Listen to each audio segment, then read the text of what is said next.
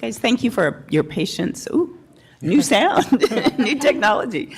We'll get started in a minute. We just need to make sure we're ready to go live.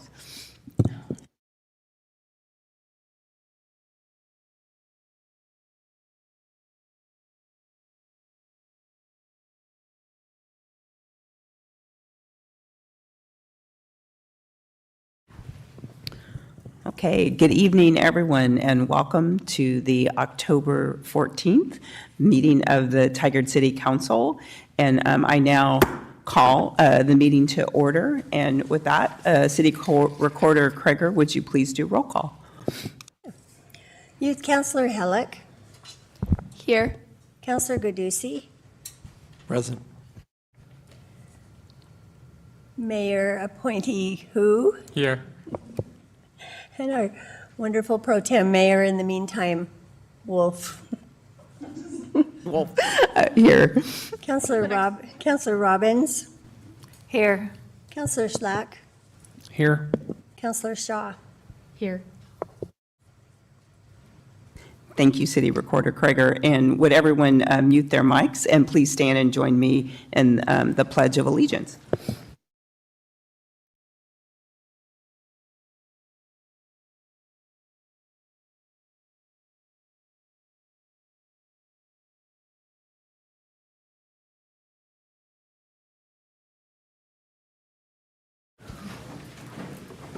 Okay, Council and Acting City Manager Tritch, do we have any non-agenda items this evening? Not at this time, thank you. Okay, none here. And now what you've all been waiting for, it is now time for the Mayor Oath of Office. So I am thrilled to have our Mayor appointee, Yikang Hu, complete his oath at this time, and I'd like to welcome the Honorable Judge Emily Overdorfer to come forward and swear in Yikang Hu as our mayor.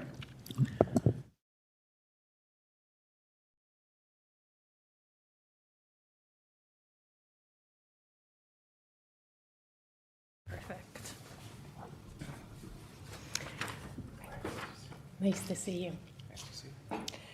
I state your name, do solemnly swear I, Yikang Hu, do solemnly swear that I will uphold and support the Constitution that I will uphold and support the Constitution and laws of the United States of America and the laws of the United States of America and the state of Oregon and the state of Oregon and the charter and ordinances of the city of Tigard. and the charter and the ordinances of the city of Tigard. I will faithfully perform my duties to the best of my ability I will faithfully perform my duties to the best of my ability to the office of mayor in the office of the mayor to which I have been appointed. to which I have been appointed. Congratulations, Thank you so Mayor. much. Thank you so much.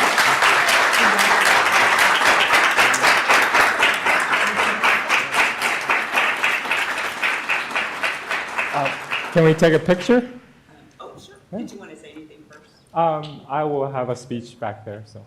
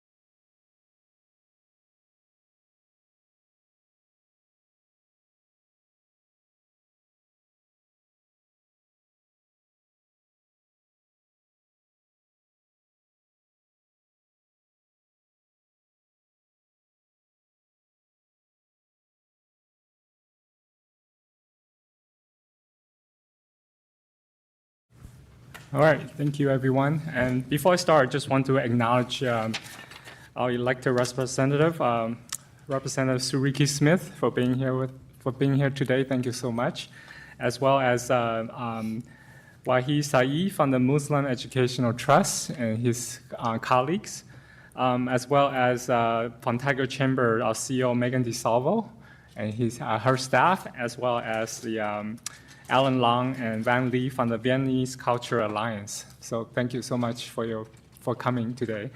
I just want to make a quick statement.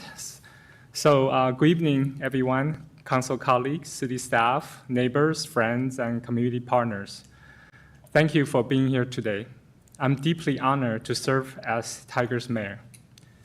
I don't see this oath as a personal milestone. It's a shared commitment to work together, to lead with respect, and to keep Tiger moving forward. When I went through the appointment process, I say something that still rings true tonight. How we work is just as important as what we work on. So as I start this role, I want to begin with 3 simple ideas: teamwork, respect, and steady progress. First, teamwork. Tiger succeeds when we pull together. In our council-managed form of government, the mayor's job is not to be the loudest voice in the room. It's to make sure that a diversity of voices is heard. The council sets the direction, our staff brings their expertise, and our community helps shape what success looks like. When everyone feels included and heard, we can have healthy debates and still move forward together. Second, respect. Every interaction on this dais, in our neighborhoods, and inside City Hall should reflect dignity and kindness. Respect doesn't mean we avoid tough conversations. It means we have them with honesty, humility, and a genuine desire to understand each other. It means listening first and remembering that we all care deeply about Tiger. And third, progress. Tiger has never been a city that stands still. We move forward, practically, transparently, and together on the priority our community has made clear. That starts with taking care of the basics. We will continue to maintain the core services people count on every day: safe streets, clean water, responsive public safety, welcoming parks, and sound financial stewardship. Those are the foundations that keep Tiger strong. We will also keep pushing forward on a new police and public works facility, including a much-needed emergency operations center. Time and again, our community has told us that safety is the top priority. This project delivers on that promise and gives our first responders and crew the tools and space they need, especially when the unexpected happens. We will plan and build River Terrace 2.0 carefully and thoughtfully. Growth should strengthen Tiger, not strain it. That means housing options for people at all stages of life, along with the infrastructure, parks, and trails that make a neighborhood feel complete. We will keep addressing homelessness with compassion and accountability, connecting people to shelter and services while keeping our public space clean and safe. We will stay closely aligned with our regional partners and focus on visible results. We'll make our transportation system safer and more connected, from Hall Boulevard to neighboring streets, from bike paths to sidewalks. Safety for everyone, walking, rolling, biking, or driving, will guide every decision, because even one serious crash is one too many. And we will support a vibrant local economy, from small businesses downtown to new entrepreneurs across the city. That means predictable processes, fewer barriers, and an open door for innovation. To get all this done, let's hold on to 4 values: clarity, clear goals, and honest updates; accountability, owning both our progress and our setbacks; collaboration, working closely with our partners; and access, making sure everyone can participate in person, online, and in every language spoken in our community. To our city staff, thank you. You are the heartbeat of Tiger. You make things work, often quietly and without fanfare. I'm grateful for your professionalism and your care. To my council colleagues, I value each one of you. We won't always agree, but we can always work with respect and share purpose. And to our community, this is your city. Show up, speak up, and stay engaged. Your idea and your lived experiences make Tiger better. Finally, as Tiger's first Asian American and openly gay mayor, I know this moment carries meaning. I hope it reminds young people and anyone who has ever felt like an outsider that you do belong and you can lead here right here in Tiger. So as we begin this next chapter, let's lead with steady hands, open doors, and forward motion. If we do that, if we keep teamwork, respect, and purpose at the heart of everything, Tiger's best days are still ahead. Thank you for your trust and for your chance to serve. Let's get to work together for Tiger. Thank you.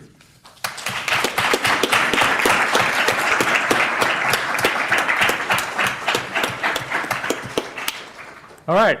Thank you so much for indulging me in that few minutes. We're still ahead of our schedule, so let's move on to public comment. So if you want to call in, the number is 503-966-4101, and those wishing to comment should call now to get into the queue. Anyone present wanting to comment should sign up on the public comment form at the front of the room. So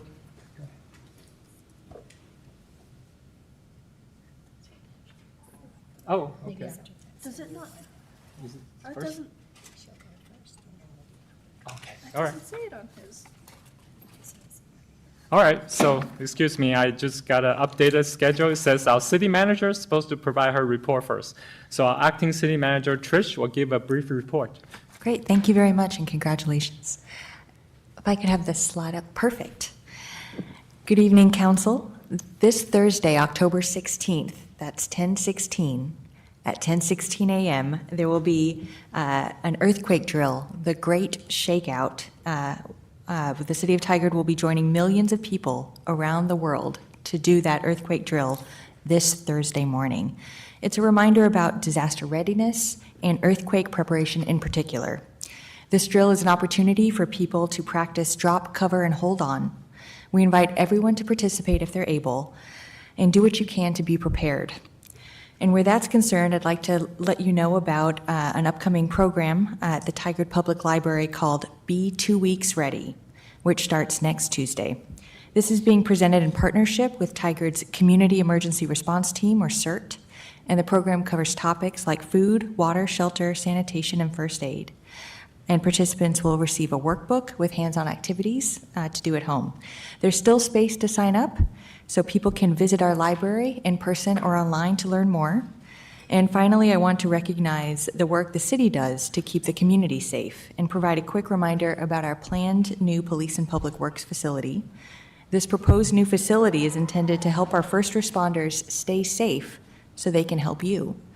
A ballot measure to support this facility is expected to go to voters next May. Thank you. Thank you. Councilor, any questions or comments? No, seeing none, I will move again to our public comments.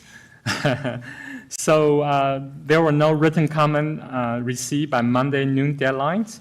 So in person, I have few people sign up. Oh, thank you.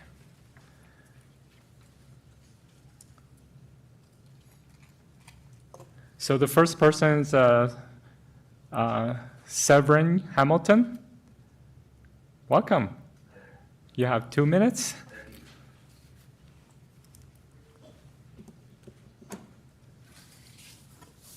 Just want to extend a sincere thank you. Please turn your microphone on. Thank you. We're good? Just want to extend a sincere thank you to all you council members and city officials, Chief McDonald, the police force that he leads and serves. As a resident of Tigard and as a Christian pastor in this community, I am grateful for the offices that each of you hold. The government is an office that God, who created each one of us, has ordained. As smarter men than me have said, if all men were angels, we wouldn't need government, but we aren't. Right? We are the broken, beautiful, fearfully and wonderfully made by God, each of us uniquely made in God's image and likeness, with incredible dignity and design, and yet we're also broken by sin, with a selfish inward bent and rebellion against the one true governor who rules and reigns over all. I'm grateful to God for each of you on our city council and ask God's blessings, wisdom, and grace upon your leadership for our city. And God's blessing to you, Mayor Hu. Sincere congratulations. No doubt this has been a difficult transition for all of you, but I pray that you experience grace and strength for the task and responsibility before you. So thank you for giving me the opportunity to speak. Thank you so much. Thank you, sir.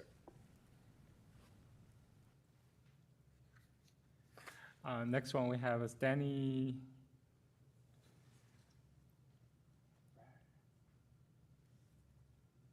Oh, wow, Danny. Yeah, if you would state your last name too, that would be helpful. Thank you. And that one's on, but you can. Is it on? Yeah. Yep, you have 2 minutes. It's Danny Rauda.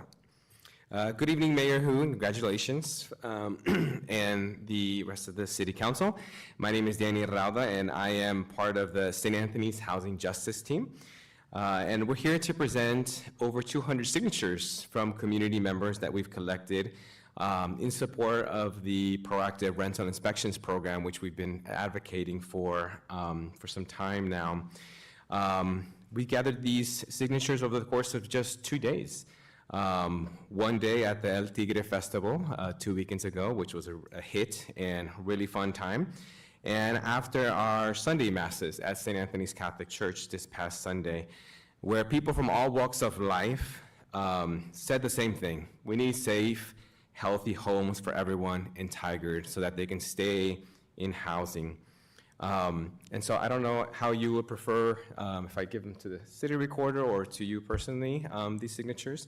But a few other team members are here to share their experiences and some of the stories from the people who signed this petition, including not just community members in general, right, but tenants, landlords, as well as elected officials from all levels of government. And so we are here to share those stories and continue to advocate for prioritizing of this proactive rental inspections program as you consider the future plans for your housing goals and achieving your housing goals in the city of Tigard. Thank you. Thank you, Danny. And you can hand it to our city recorder or city manager. Thank you. And next one is D. Hutchins. Welcome. This one? Yeah, both are on right now. Hi, yes, thank you. Thank you for having me. As Danny said, I am a member of the St. Anthony Housing Justice Team, and I was at El Tigre Festival with the rest of the team talking to community members. And one of the stories that I wanted to share with you super quickly was actually from an owner and a landlord who had an interesting perspective. She actually signed the petition and shared with me that she felt very strongly that that would be good for the community as a whole. To have safe and affordable and housing that we could all feel secure in, following the laws, which of course is the most important part of what we've presented, is good for the community, for renters, and for landlords, and for owners. So I just wanted to share that story with you, and thanks again for having me, and congratulations. Thank you, Dee. Next one is Maria.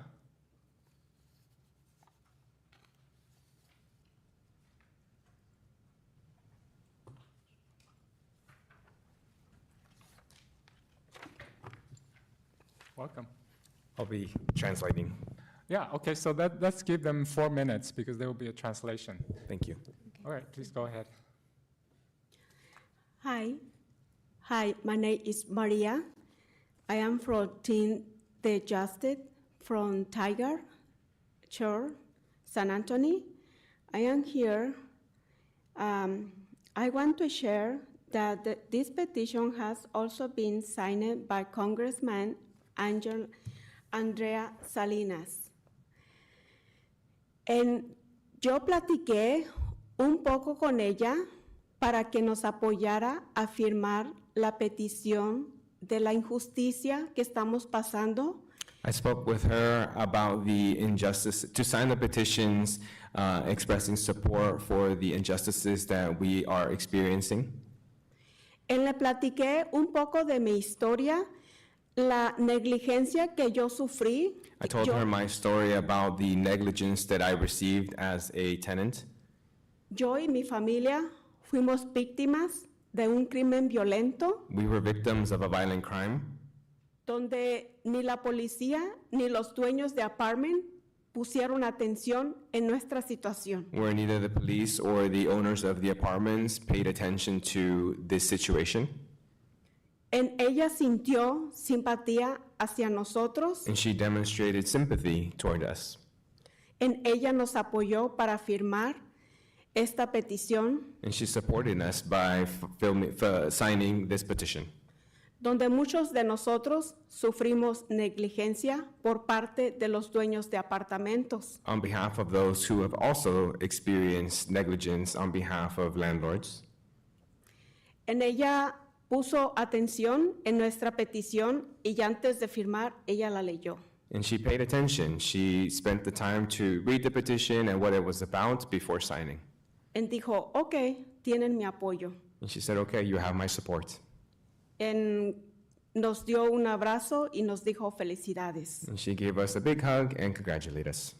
Eso es todo lo que tengo que compartir y muchas gracias y felicidades a usted que lo tenemos aquí como nuevo. And that's all I wanted to share. Thank you very much for your time and congratulations for your appointment. Gracias. Thank you. Next one we have is Oscar Mays. No? Okay. And next one will be Ed Berger.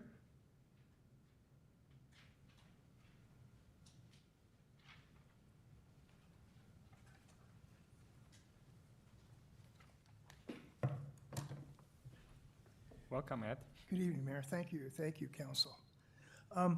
We talked a little bit about the proactive rental inspection program, and I think my previous team members have kind of described the need for that.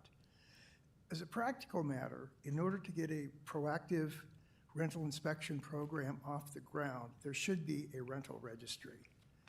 And we have it whereby landlords, landowners would sign up to a registry to where that could then be a database for the inspection program. It's kind of a phased thing if you look at it in that regard.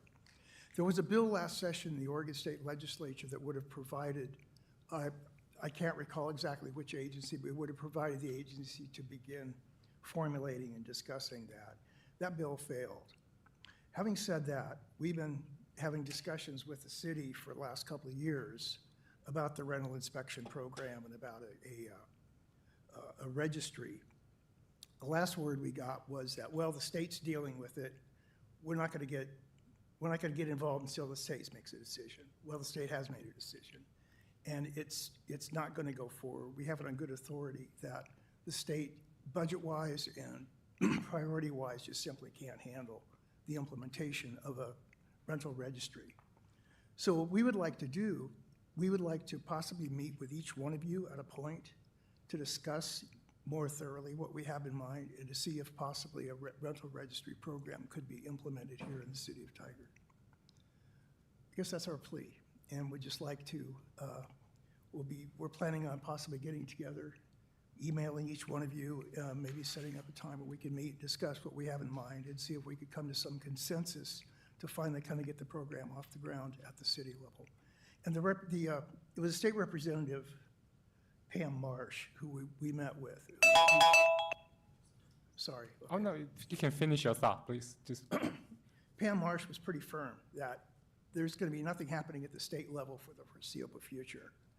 But if something could kind of at least get off the ground in terms of a rental registry at the local level, that would then feed into the possibility of then the proactive rental inspection program that could later be implemented. But it seems like it's a real prerequisite to that rental inspection program.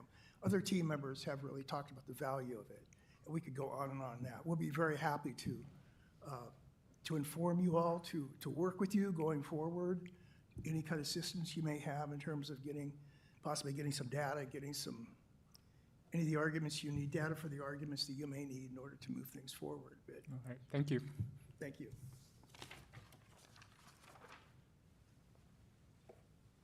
And last one, we have Donald Myers.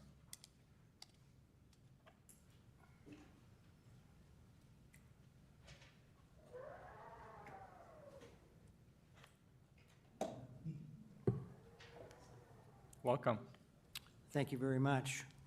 Congratulations, Mayor. Thank you. City Council members.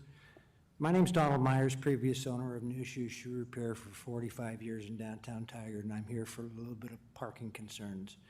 A colleague of mine have just opened up a brand-new business called the 72nd Shoe Repair, Top Shelf Shoe Repair on 72nd Street. And we have a real serious problem with turnaround parking there, as the city doesn't choose to enforce the parking out front of our store.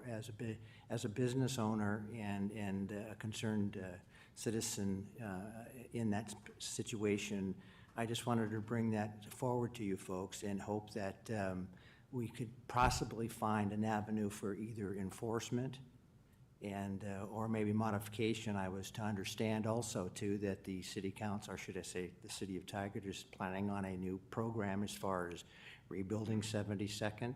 And I just wanted to say thank you for your time, but it is a big concern of ours as business owners in Tigard in particular. Thank you. Thank you, Donald. Anybody else who want to speak but haven't signed up?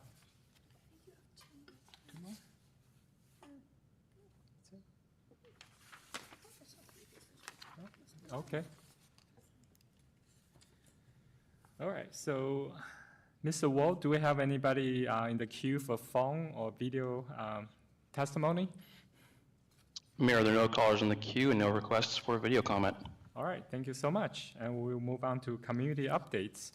And it will be, first will be our Tigard Police Department report. And we will have Police Lieutenant Fox to give the report. Welcome, Lieutenant.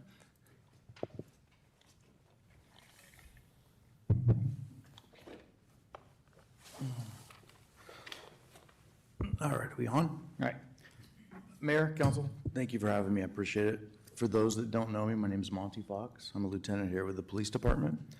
I wanted to highlight a few things this month from the Tigard Police Department. So this September, the intersection speed cameras, as you can see here, that are back up and running, are up 228% at the intersection of 99 and Hall, and up 691% at the intersection of 99 and 72nd over September of last year. So now that we have the cameras up and running and they're working the full month, we wanted to show how effective they're being and give an update from last month. So could I have the next slide, please? So the next thing I wanted to highlight is our Family Fun Day. So most of you were there, but the 2025 Family Fun Day went off without a hitch this year. On the PD side, we welcomed over 1,500 community members and had a great time showing off our facility and equipment. We had lots of great opportunities to speak about building a better Tigard and the upcoming bond. So far this year, the PD has almost 9,000 community engagement contacts and will surpass the number of contacts we had in all of 2024 later this month. We have several small coffee with a cop type events planned over the next 3 months that should put us well over last year's total community engagement numbers. So I wanted to highlight that we're kind of getting over the milestone, that crest in September, where we're already surpassing the numbers from last year. So I wanted to highlight those two real quickly for the police department from September. And those are the only things I had for the dashboard, unless you have questions. Thank you, Lieutenant. Counselor, any questions or comments? So we received a public comment last week about resident concerned about their safety at Knoll. Can you provide some data on recent calls in that area? Absolutely, Mayor. So I had our crime analyst pull the calls for service at the Knoll apartment complex from September 1st to October 14th, today of this year. During that time, we had 16 calls for service. 2 of them were self-initiated. 2 of them were canceled before we arrived on scene, which means we had 12 calls we actually responded to. Of those, there was 3 calls that did relate to someone trying to get into the building or hanging around the building, the entrances to the building, that were all cleared. We had 1 crime report that was taken over the last month, and it wasn't related to someone trying to get into the building. So far this year, we've had 54 calls for service, and they've been predominantly welfare checks and residential type calls that we would see at other apartment complexes. So the little bit I understand is the worry about people trying to get into the complex. So at the police department, we just want to reiterate that the residents, just like any other apartment complex, have some responsibility for the safety of keeping their doors locked of the apartment complex, not letting in unauthorized visitors, and calling us when they have questions, have problems there. Thank you very much for that update. Councilor Robbins, please. Thank you, Mayor Hu. Thank you for your report. I was wondering, because we hear about things a lot, and just driving up today, passing Public Works, I saw a large area of personal belongings, which I'm guessing are from some of our houseless residents. And my understanding was we were going to see more strict enforcement of the time, manner, place restrictions. And I believe also there was a large collection of belongings in front of the library today, but from what I was told. Can you give us some insight on what's happening with that? Because that can't be within the regulations when I drove by at 5 to 6. I can tell you, I know, I'm not intimately involved in that project, but I know that we do have employees of the police department that are working with the city manager that are trying to change some of, or not, excuse me, not city manager, the city attorney, apologize. And I guess the chief can speak.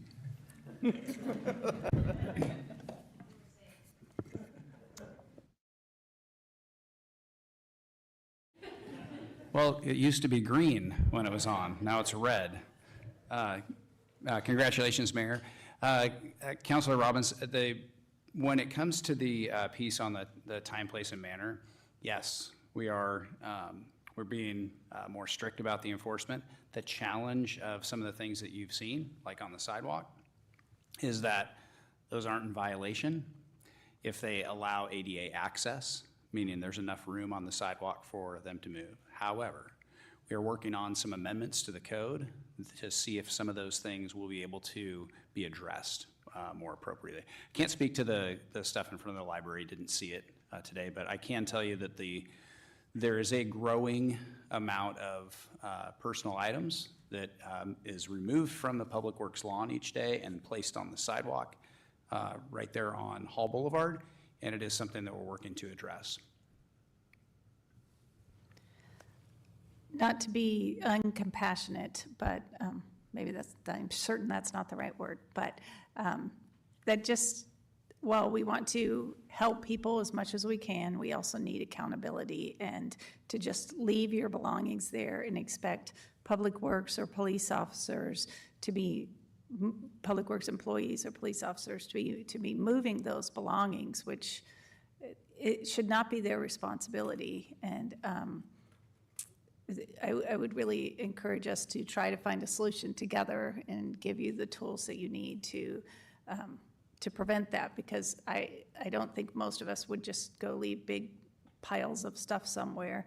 And, you know, I'm sure there are belongings that people want to have maintained, but if we can come up with some sort of storage for people, perhaps working with Just Compassion, I think that should be part of the arrangement. So anything I can do to help, I would appreciate it. Sure, and we do have a variety of options that we are considering as a part of the adjustments to the code, and you'll be hearing about some of those thoughts here in a few weeks. Yes. Thank you, Councilor Robbins. And yeah, we do understand that there are legal constraints right now, and we are trying to address those from policy point of view. So thank you so much for your update. You're welcome. Up next, providing updates, Tiger High School Envoy, and we have Becca Kasramvani. Hello, congratulations, Mayor, and hello, Council. My name is Rebecca Kasravani, and I'm going to be serving as one of the primary liaisons on behalf of ASB student leadership for this school year. I just want to continue and introduce myself because this is my first time giving an envoy report. In addition to being Associate Student Body Vice President, I'm also a TTSD Intercommon mentor. I apologize. Can you hear me clearly? Perfect. It's a little choppy. I apologize. Give me one moment. I'm very sorry. Can you hear me now? We can hear you, but it's very choppy. So I apologize for that. Let me log on from a different site. I apologize. All right. So that's more. Go ahead. I'm sorry. Would you like me to go a little bit slower? Does that help? That's better. Yeah, go slower. This is better? All right. I'm going to give you a very brief but short summary about what is going on at Tigard High School right now.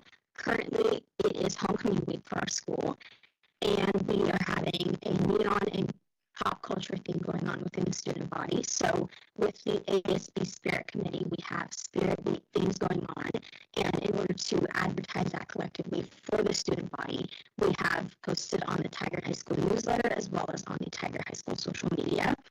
In terms of fall sports, which are completely underway, sports things for the week are Neon Out, which is a tradition for Tigard Homecoming Week. Girls volleyball last night had their senior night, and tomorrow, Wednesday, boys soccer will have a game at Westland High School.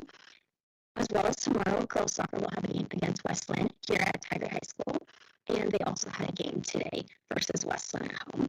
This Friday, we will have our homecoming football game at home, and the homecoming parade will be setting off at 4:40 in the afternoon. So I encourage all of you to show up to that if you are able.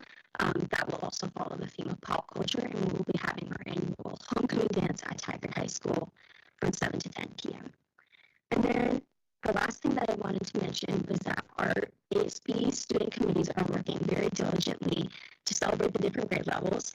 And in lieu of graduation coming up in the end of the school year, I just wanted to mention that we successfully ordered our senior sweatshirts, and senior traditions are continuing as usual. Thank you very much for having me, and I apologize for the technical difficulties. Oh, no worries, Becca, and thank you for your report. And I and a couple of counselors will be at your homecoming parade, so looking forward to it. Counselor, do you have any questions or comments for Becca? I see none, so thank you very much. All right, next we'll move on. Thank you.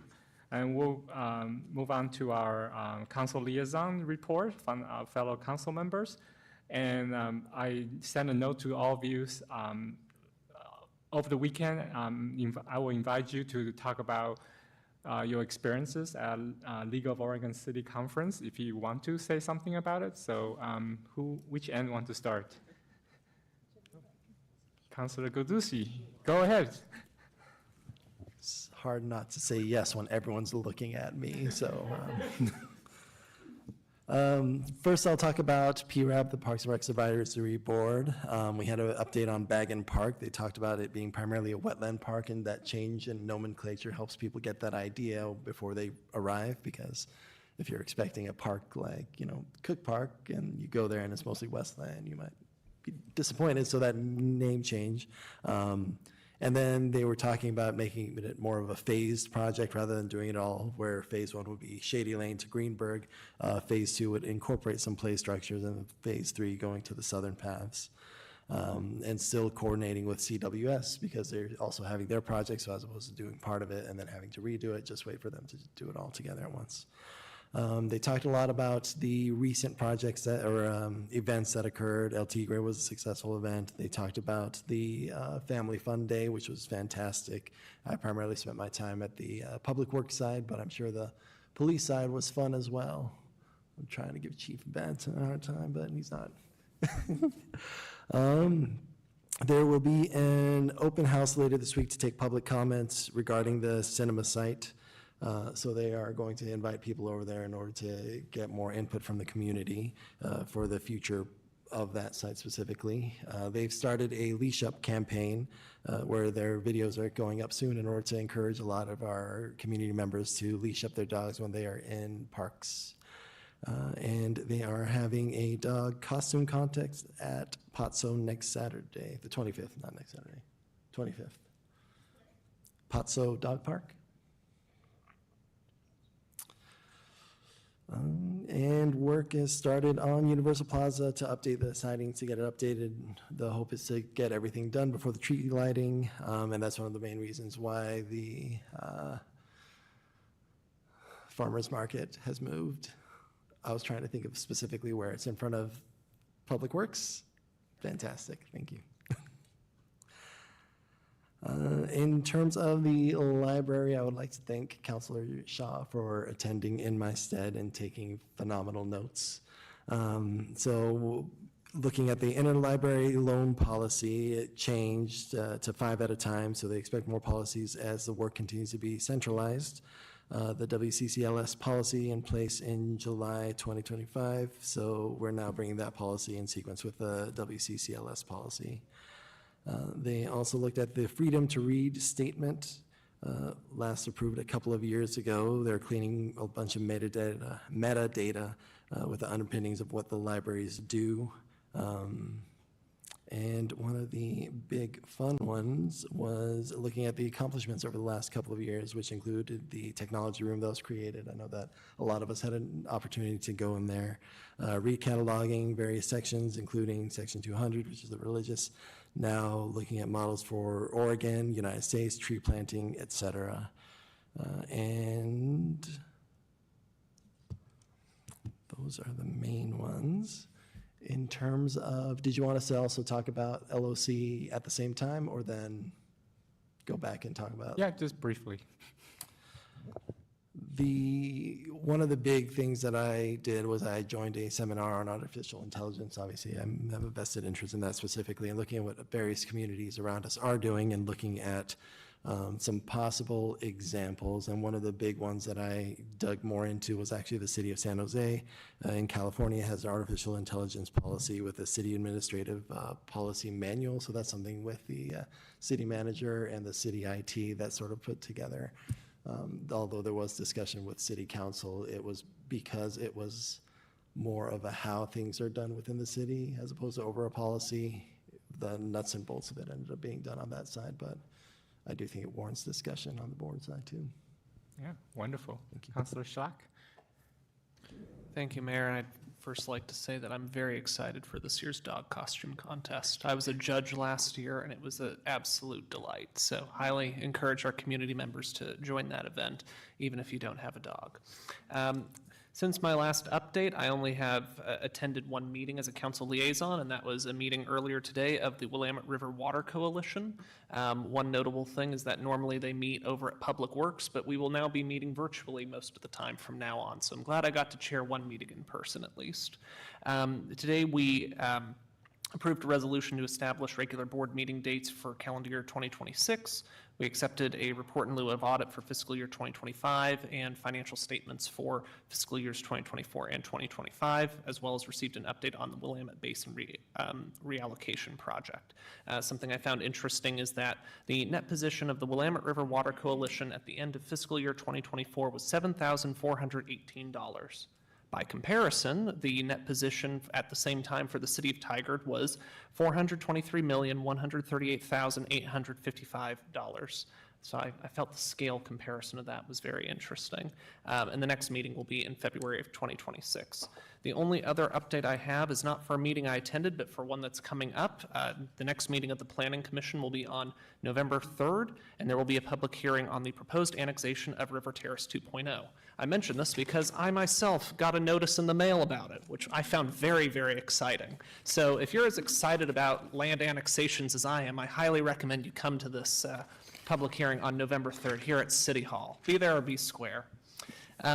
Regarding League of Oregon Cities, my highlight was, it was a surprise highlight, was a panel discussion on public right-of-ways with representatives from Hood River, Canby, ODOT, and Comcast. It was a discussion about partnerships between local governments and utilities, because if you start digging in the ground, you'll start encountering a whole bunch of different sort of owners of different aspects of things that are buried there. So how do you really make that partnership productive and proactive and smooth? And I thought that was a really well executed panel discussion. That was my highlight. Thank you. Thank you. Council President Wolf. Thank you, Mayor Hu. Yeah, I will start with my meetings. I want to thank Councilor Robbins for covering me for the Water Consortium Board. Had a change in meeting date, and I had a prior standing board meeting, so I could not attend. I did attend my first and last meeting for the Washington County Coordinating Committee, which is Washington County mayors and some of the Washington County representatives as well. Just a couple highlights. Mayor Hu was appointed to the Region 1 Area Commission in Transportation. Sambo Kirkman was appointed as an alternate on the Metro Technical Advisory Committee. And then a lot of time was spent to focus on the proposed TriMet budget cuts, which is targeting roughly 10%. Right now, they're still in the process of gathering input through surveys and feedback. Cuts will occur over the next couple years, and specifically in Tigard in January, there'll be an announcement of some changes to Line 76, which is Hall and Greenberg. So Tigard continues to advocate for TriMet as they view some of these scenarios, not only where the masses are, but when there are few, but depend heavily on a particular place to be able to move about the region, that they give that greater weight and concern for those community members. So that was my highlight. The Westside Economic Alliance meets tomorrow, and the Tigard Chamber Gap, which Council President sits on, meets on Thursday. For League of Oregon Cities, I was at the beginning of this joyful ride that I'm having called a cold, so I did not attend Thursday and Friday, the couple sessions that I attended. One was on legacy leadership, and really how do you effectively connect with diverse opinions? How do you not engage in social media back and forth, but how do you ensure that you're providing facts about key projects to your community, how you adopt formal governance policies, and then really council's role in governance and strategic vision and not the execution of that. And then the other one, unlike Councilor Gadusi, I did AI kind of 101. I won't say AI for dummies, but it was really kind of the history of AI, and then really talking about tools that you can use. So if you want to do a presentation or do different things, here are the types of tools leveraging the AI skills to apply. So I thought that was very helpful, and that would be it for me. Thank you. Thank you, Council President. Yeah, Youth Councilor Hellick. Forget that you're not one of the talkers now with that. Well, we had a meeting for Tigard Youth Advisory Council yesterday. I was not able to attend. However, I talked about everything with our president and vice president, Chelsea and Kai, and we have officially lifted off, I guess, our clothing drive working with Just Compassion.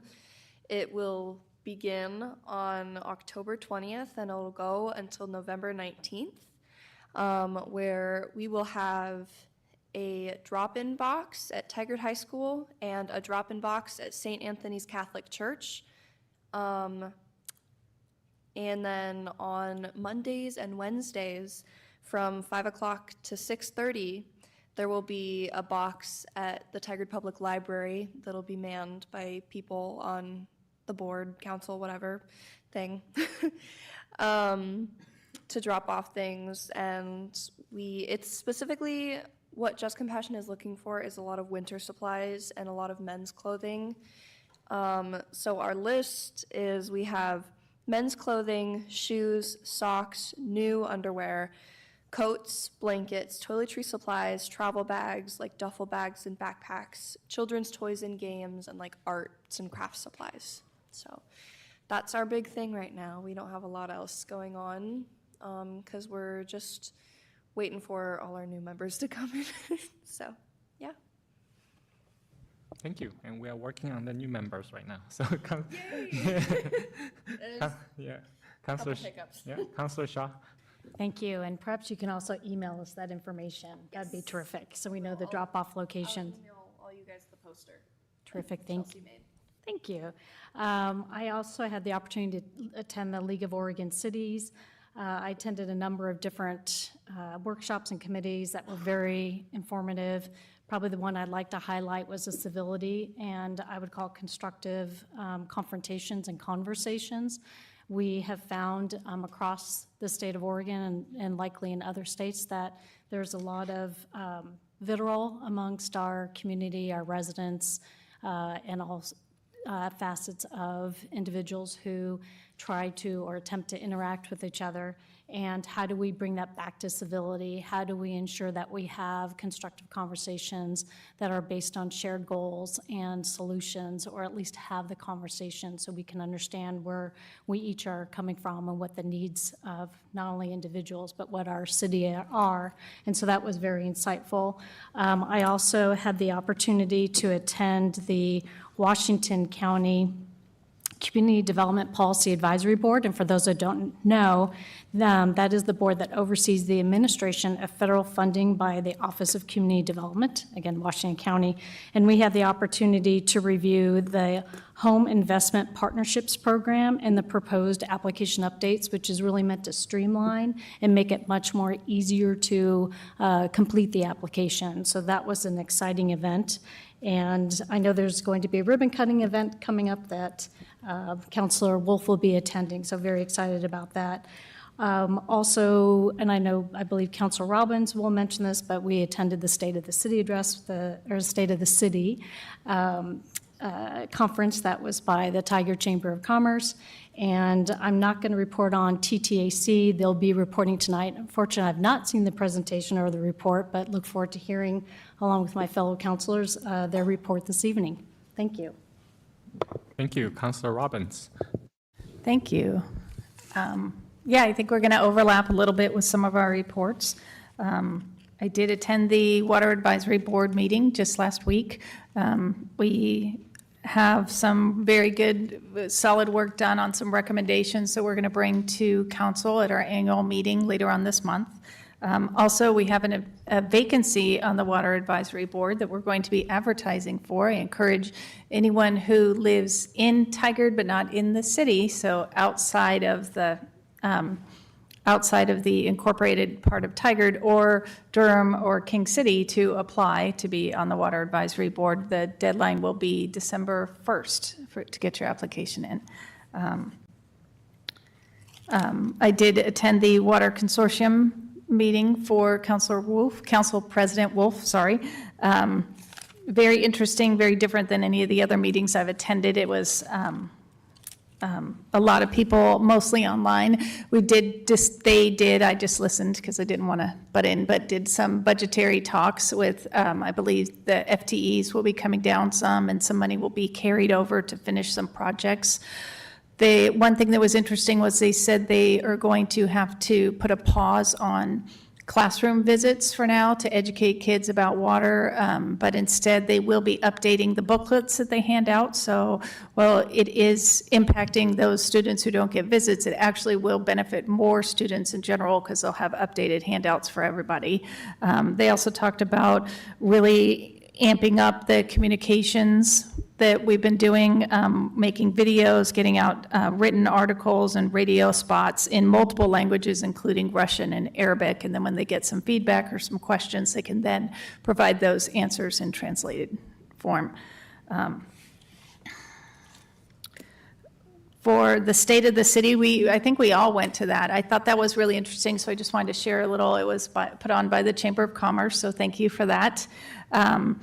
I really enjoyed, there were multiple presentations by various economists, and they were able to answer some of my questions because I didn't, sometimes they give the data and you don't even know, is that good or bad? Like 55% of the people who work in Tigard come here from somewhere else. And I thought, well, maybe that's a bad thing, but they said, no, that's actually a good thing. It means we have a diverse economy and we have enough jobs that people need to come in for that.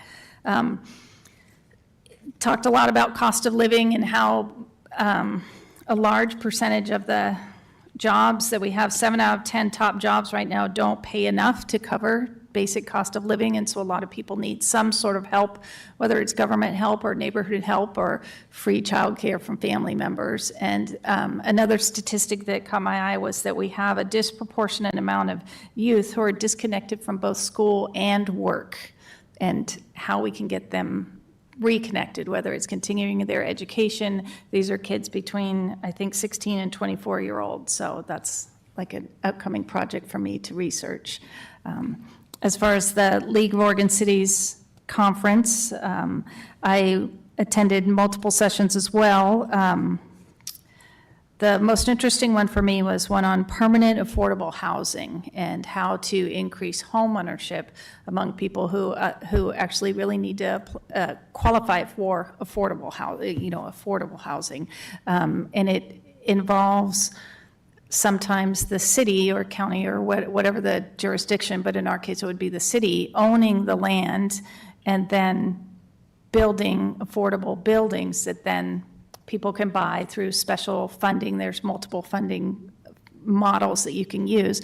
And then when they sell the property, it remains affordable. But they do get some equity because sometimes these loans are 0% interest, and there's also a guaranteed increase of, say, 3% a year increase. So you're not going to triple your money, but if you stay in the home for a certain number of years and all of your payments are going towards principal, and then you have a little bit of equity increase, it can really help. Yet then the property gets sold to another person who also meets the requirements. So I thought that was an interesting idea. Thank you. And for me, quickly, I attended a CHART Community Houseless Assessment and Response Team. And again, there were safe parking updates. Still in talk with 2 churches, so potentially moving our city operation to those 2, to another church. And so we'll move out our city operation and move safe parking to those 2 churches. And of course, there will be time, place, and manner changes coming later this month. And for Town Center Advisory Commission, they provided a Q3 strategic plan report card update. And also, as Councilor Galushi mentioned, there will be a former cinema redevelopment site open house for public October 20th between 5 to 7 at the former cinema site. Dinner will be provided. And Council President Wolf and I attended WCCC yesterday, and she already provided a highlight, but I just want to emphasize to those who utilize public transit to provide their feedback to TriMet about the potential cutback. In terms of LOC conference, I attended many of the breakup sessions that you did. And just one thing that really stood up to me is the Oregon's sanctuary law. It was passed decades ago with a strong bipartisan support, and it has been amended a few times then. The law's purpose is not to protect criminals, but to ensure that local enforcement focuses on local public safety, not on federal immigration enforcement. It was designed to build trust between immigrant communities and police, so people feel safe reporting crimes and seeking help. So thank you very much, everybody, for your liaison report. And let's move on to our next agenda item, which is Tigard Transportation Advisory Committee annual update. So we'll have principal transportation planner, and TTAC members. So, and there's a slide deck. Hello. Welcome, Tiffany.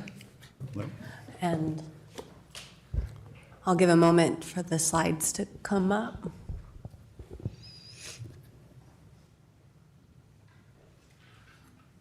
Maybe.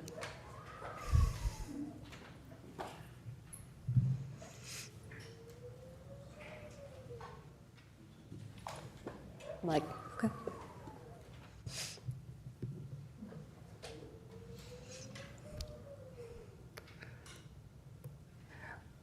The suspense. Would anyone there it else goes. from the All right. TTAC like to join Tiffany and chair Oh, up front? I see a feel lot free. of folks in the back. Yeah, we've got quite a few of us here today, so at some point I'll have them all stand up for us, but feel free if you want to come. If you want to come to the front, you're welcome to, but otherwise, you're welcome to stand up or wave. But we've got quite a few just cheering us on today. And we have several online, too. Oh, and we have several online as well. But my name is Tiffany Gerke. I'm the Principal Transportation Planner for the City of Tigard. I'm also the staff liaison for the TTAC, the Transportation Advisory Committee. And I am here with the chair today, so you can welcome yourself. Yeah, so I'm Michael Hendrickson. I'm the chair of the Tigard Transportation Advisory Committee and have been for the past couple of years, I think. Absolutely, yeah. All right, and I am here tonight to give you an update of what we've been doing over the past year, as well as what we're looking forward to in 2026. So we can go to the next slide, please. Oh, okay.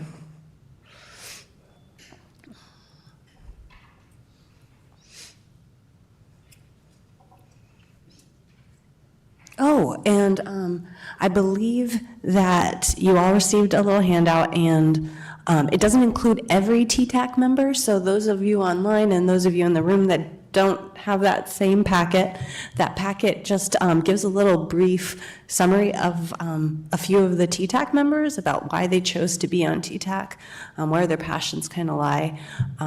So hopefully in the future we can get one from everyone. I know that they wanted me to create one as well, and I did not. I wanted them to have the stage, but you know what? Next time you'll have mine as well. And I encourage you all to, if you wanted to write a little write-up, you're welcome to as well. But so the agenda today, we have what is the TTAC for those of you who are not familiar with the committee. I'll briefly go over that, as well as 2025 in review, what we're looking forward to in 2026, and then our discussion. So next slide, please. So the TTAC, the Transportation Advisory Committee, is one of 12 boards and committees.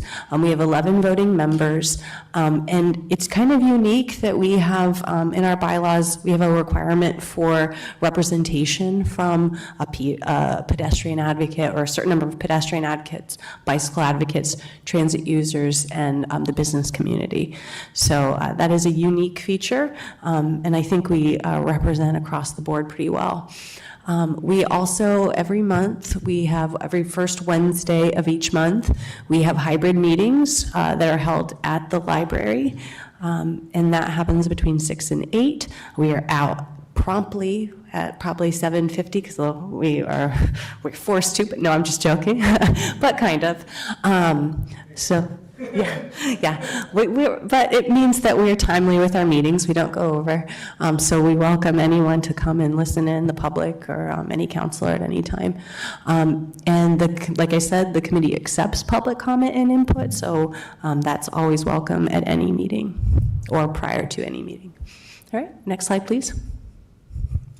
Okay, so Mayor and City Council, thanks for the opportunity for letting us address you this evening. Like I said, I'm Michael Hendrickson. I'm the current chair of the Tigard Transportation Advisory Committee. And in front of you have all the members of the committee, and all of us volunteered for this committee because we see issues and opportunities for improvement and things that are going well within Tigard. And we hope that we can make the transportation system better for all Tigard residents. All have done great work this year by providing feedback to city staff, hearing about projects and providing feedback to them, and also being involved to the committee. And also, I want to thank Councilor Shaw for attending the TTAC, being the council liaison and providing feedback and support at the council level. Also too, listed on here, I would like to thank David Fisher, who worked for his work as vice chair, and unfortunately he had to move to Arizona, but Barrett Johnson stepped up to fill the role. And then one last thing, I'd like to congratulate a couple of our members, specifically Laura Crawford and Barrett Johnson, both being proud parents of future TTAC members. So, next slide. All right, and just some of the duties of the council. One of the things that the council does is they kind of ensure that the complete streets policy is implemented and continues to be moving forward. Also, they're active in the capital project and program development, also in the transportation system plan implementation and any transportation safety issues. They're regularly bringing to the meetings issues that they're experiencing, as well as their neighbors or friends, family are experiencing. And the same with accessibility and mobility issues. We have committee members that have family members that face some of these challenges, and the same with friends and family. So they bring those concerns to us, and then we're able to discuss them and discuss strategies to address those issues. Next slide. Okay, so we're going to give you a year in review of what we've done. So first of all, the Safe Streets Action Plan. We learned how the Safe Streets Action Plan will guide the actions to invest and improve safety on Tigard streets for all users, and how it will incorporate engineering, police, and others to help make this decision. And we hope to continue to have involvement with this plan. Oh, and you'll hear, sorry. And then the electric and mobility curbside management. We heard how Tigard is planning on incorporating electric mobility, like cars, bikes, scooters, in developing and denser neighborhoods. And in addition to how to better curbside management within the city. And you'll hear more about this later after we're done presenting. And then the state legislative session, we kept up to date on transportation issues at the state level, and members provided comments on how they affect Tigard. So next slide.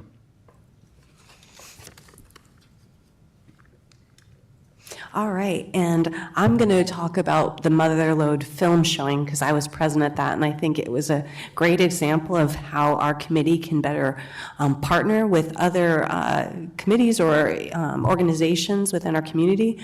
So the Motherlode film showing was shown in the library, and it was a partnership between Climate Action Tigard and the TTAC, and we showed the documentary Motherlode, which, if you haven't watched it, it is about really the cargo bike culture and how cargo bikes have really opened the door for people to transition from vehicles, especially mothers are able to then go to the grocery store. They're able to travel with their children in a very active way, especially with e-cargo bikes, because especially with children, it can make it very, very challenging with hills.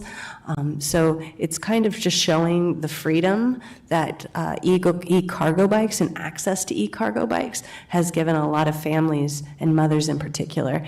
It was, I encourage everyone to, or anyone interested to watch that documentary.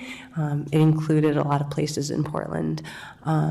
And yeah, I think everyone that participated really enjoyed it. We had some popcorn, made sure the library was clean though after, or the Burgess room was clean when we left. But yeah, it was a fun night. Hopefully we have more opportunities for that type of partnership going forward. Okay. So also we had a joint meeting this year with the Town Center Advisory Committee. It was great to collaborate with them and see their viewpoints. Because there are a lot of overlapping projects specifically happening within the TIF that affects both transportation and development. And then finally, on the slide, with the regional flexible funds allocation. So the infrastructure, while good in Tigard, it does get old and eventually needs to be repaired or replaced. The North Dakota project is one of these within Tigard, the North Dakota Bridge project. And many of us submitted comments for the Metro Regional Flexible Funds allocation. In addition, our former vice chair, David Fisher, went to his neighbors to let them know about this project, because he lived adjacent to this, and requested that they fill out a survey to show the importance of this project. And through his efforts, this helped the city of Tigard be a contender and ultimately be awarded these funds. Next slide.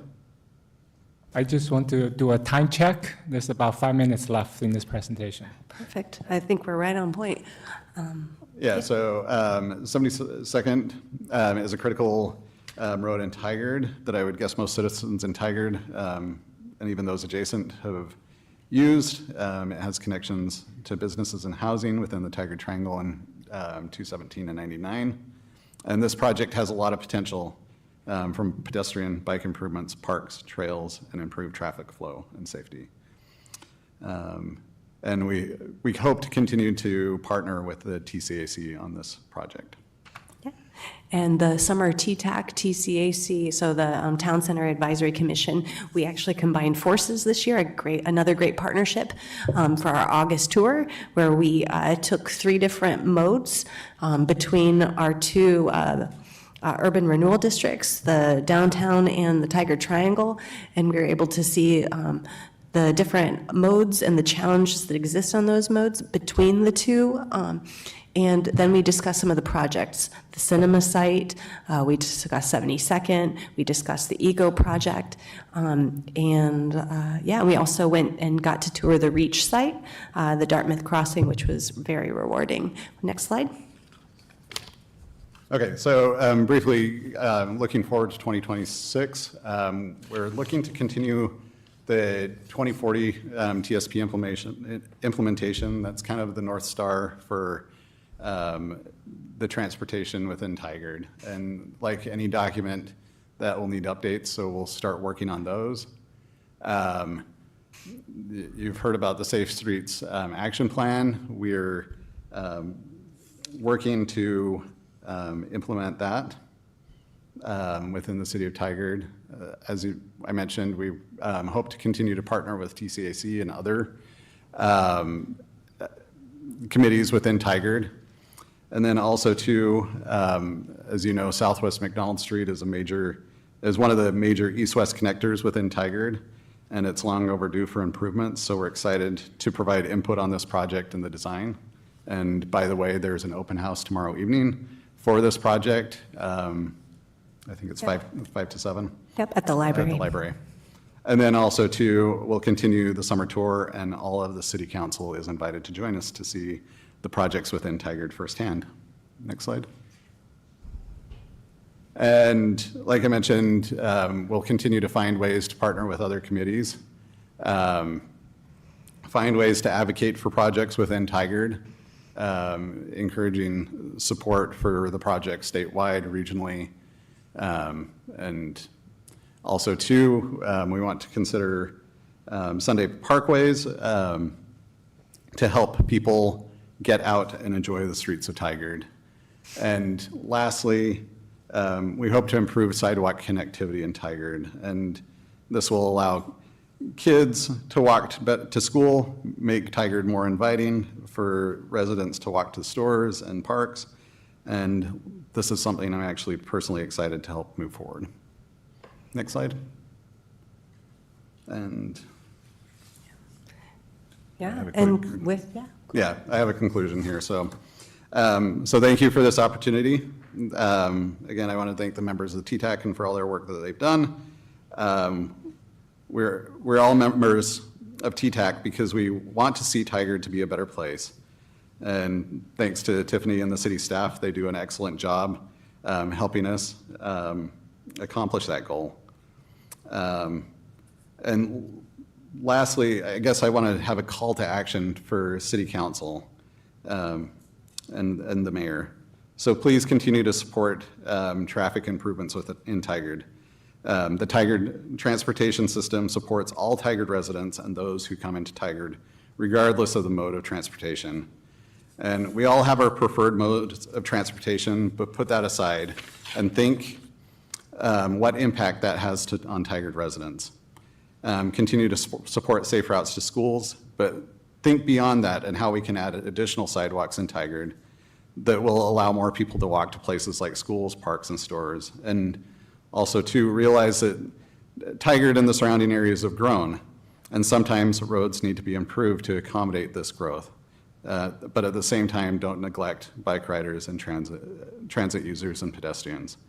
Continue to support the Safe Systems approach. This will help us identify needs and improvements within the city. And finally, there's an element of enforcement. We need to continue to support our police department to enforce the laws on the road. Too often we see issues on the road, and I'm sure you hear about it often. We see speeding on the roads, cars and cyclists alike running red lights, cars not stopping for pedestrians, and new devices such as unlicensed e-motorcycles riding on the streets, and unlicensed or grossly expired vehicle registrations driving or parked on the streets, which directly affects funding in Tigard. And I know this is only a small list, there's probably many more, but make a renewed focus to support enforcement and our police department. And again, thank you for letting us come to this. And I guess I would lastly encourage you to come to the summer tour and see what TTAC is about, at minimum. Thank you so much. Thank you for the hard work and your advocacy. I think a lot of us cannot disagree with you on any of those, so thank you so much. Councilors, we have any brief comments or questions? I see Councilor Schlag, please go first. I just wanted to thank TTAC and all the members who are here today for their advocacy over the year. And I was able to participate in the TTAC and TCAC joint tour and attend the joint meeting with Mayor Hu and Councilor Shaw. I was on the transit side of the tour, which was very informative to be on with Councilor Shaw, and I'm looking forward to it next year. Thank you. Councilor Shaw. Thank you, Councilor Schlag. I was going to mention also thank you to staff and also the TTAC for their advocacy, and it's been a joy to be liaison, and I too appreciated the partnership between TCAC and TTAC and having the different modes of transit between driving, taking transit, and those who rode e-bikes. I think there was a couple of regular bikes as well to take a tour together and really discuss what the future of Tigard could look like, particularly in the Tigard Triangle. So thank you. Thank you so much. Thank you.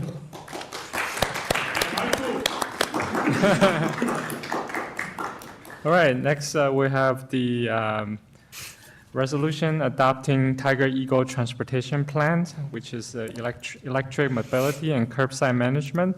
And we'll have Tiffany back again. Yes, I am back. And sorry for the little typo. I'm a planner, not planer.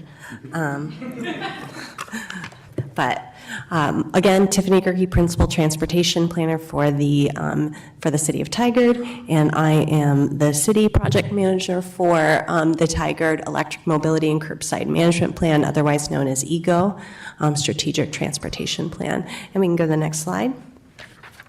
So we have a couple different goals within the city. One is carbon neutrality by 2035, and that was set by the Tigard Climate Action Report in 2022. And we also have a goal to be walkable and to promote a multimodal environment.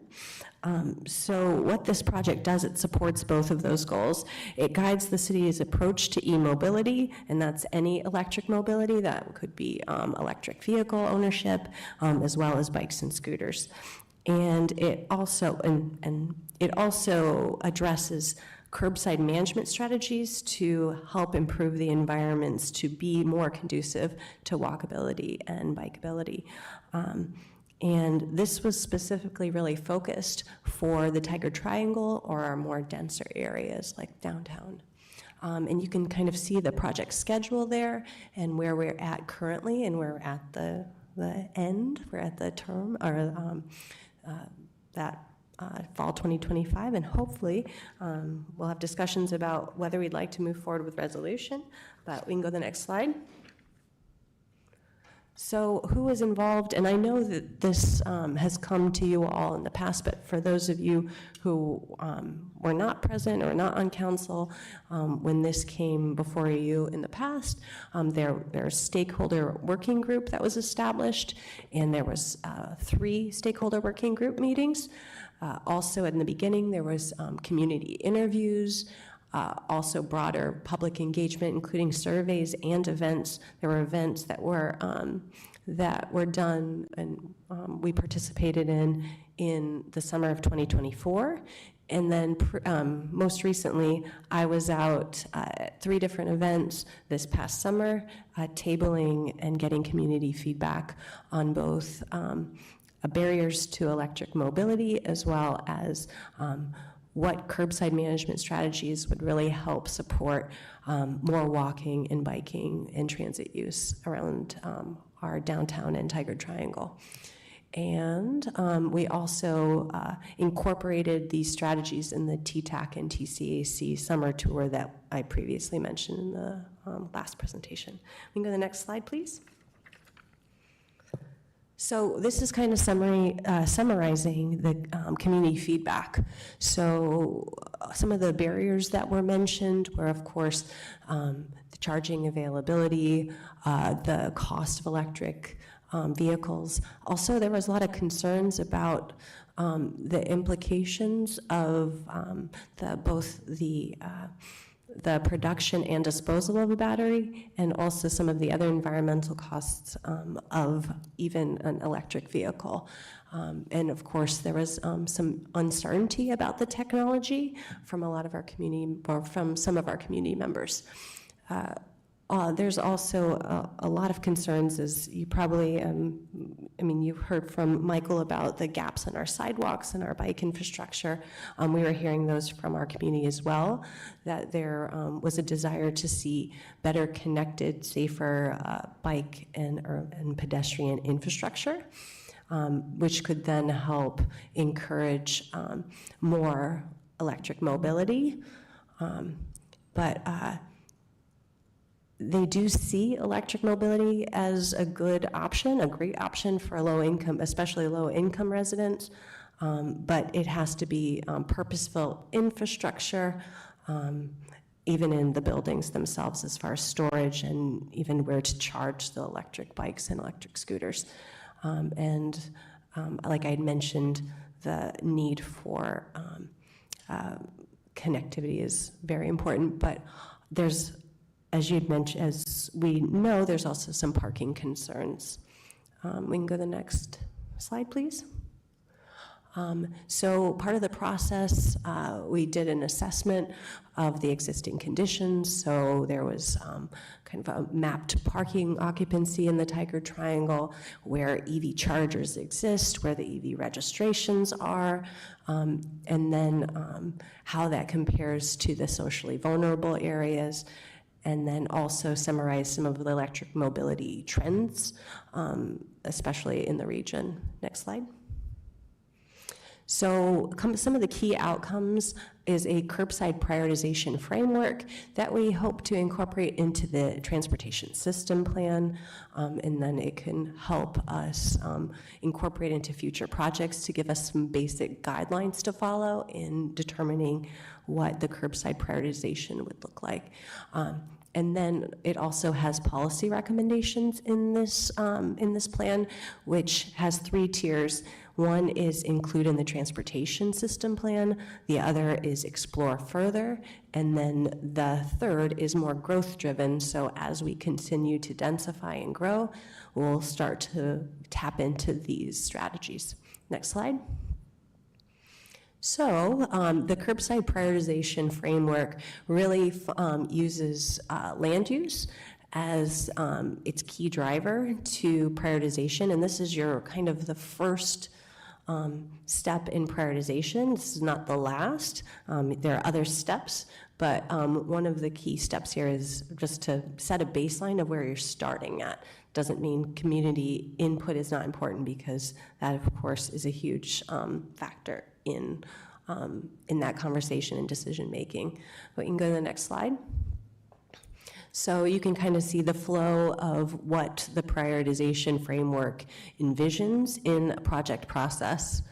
And again, what this plan calls for is for a version of the curbside prioritization framework to be incorporated into the transportation system plan. So there's always opportunity for slight adjustment as we develop our updated transportation system plan over the course of 2026 through 2028 is my expectation for that process. Next slide, please.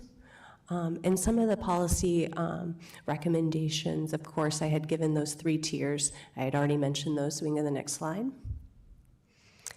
So a few of the strategies that we hope that we want to see in the TSP is, of course, adopt that curbside prioritization framework so that we can have consistency among projects, and so that we can have clear objectives with the curb.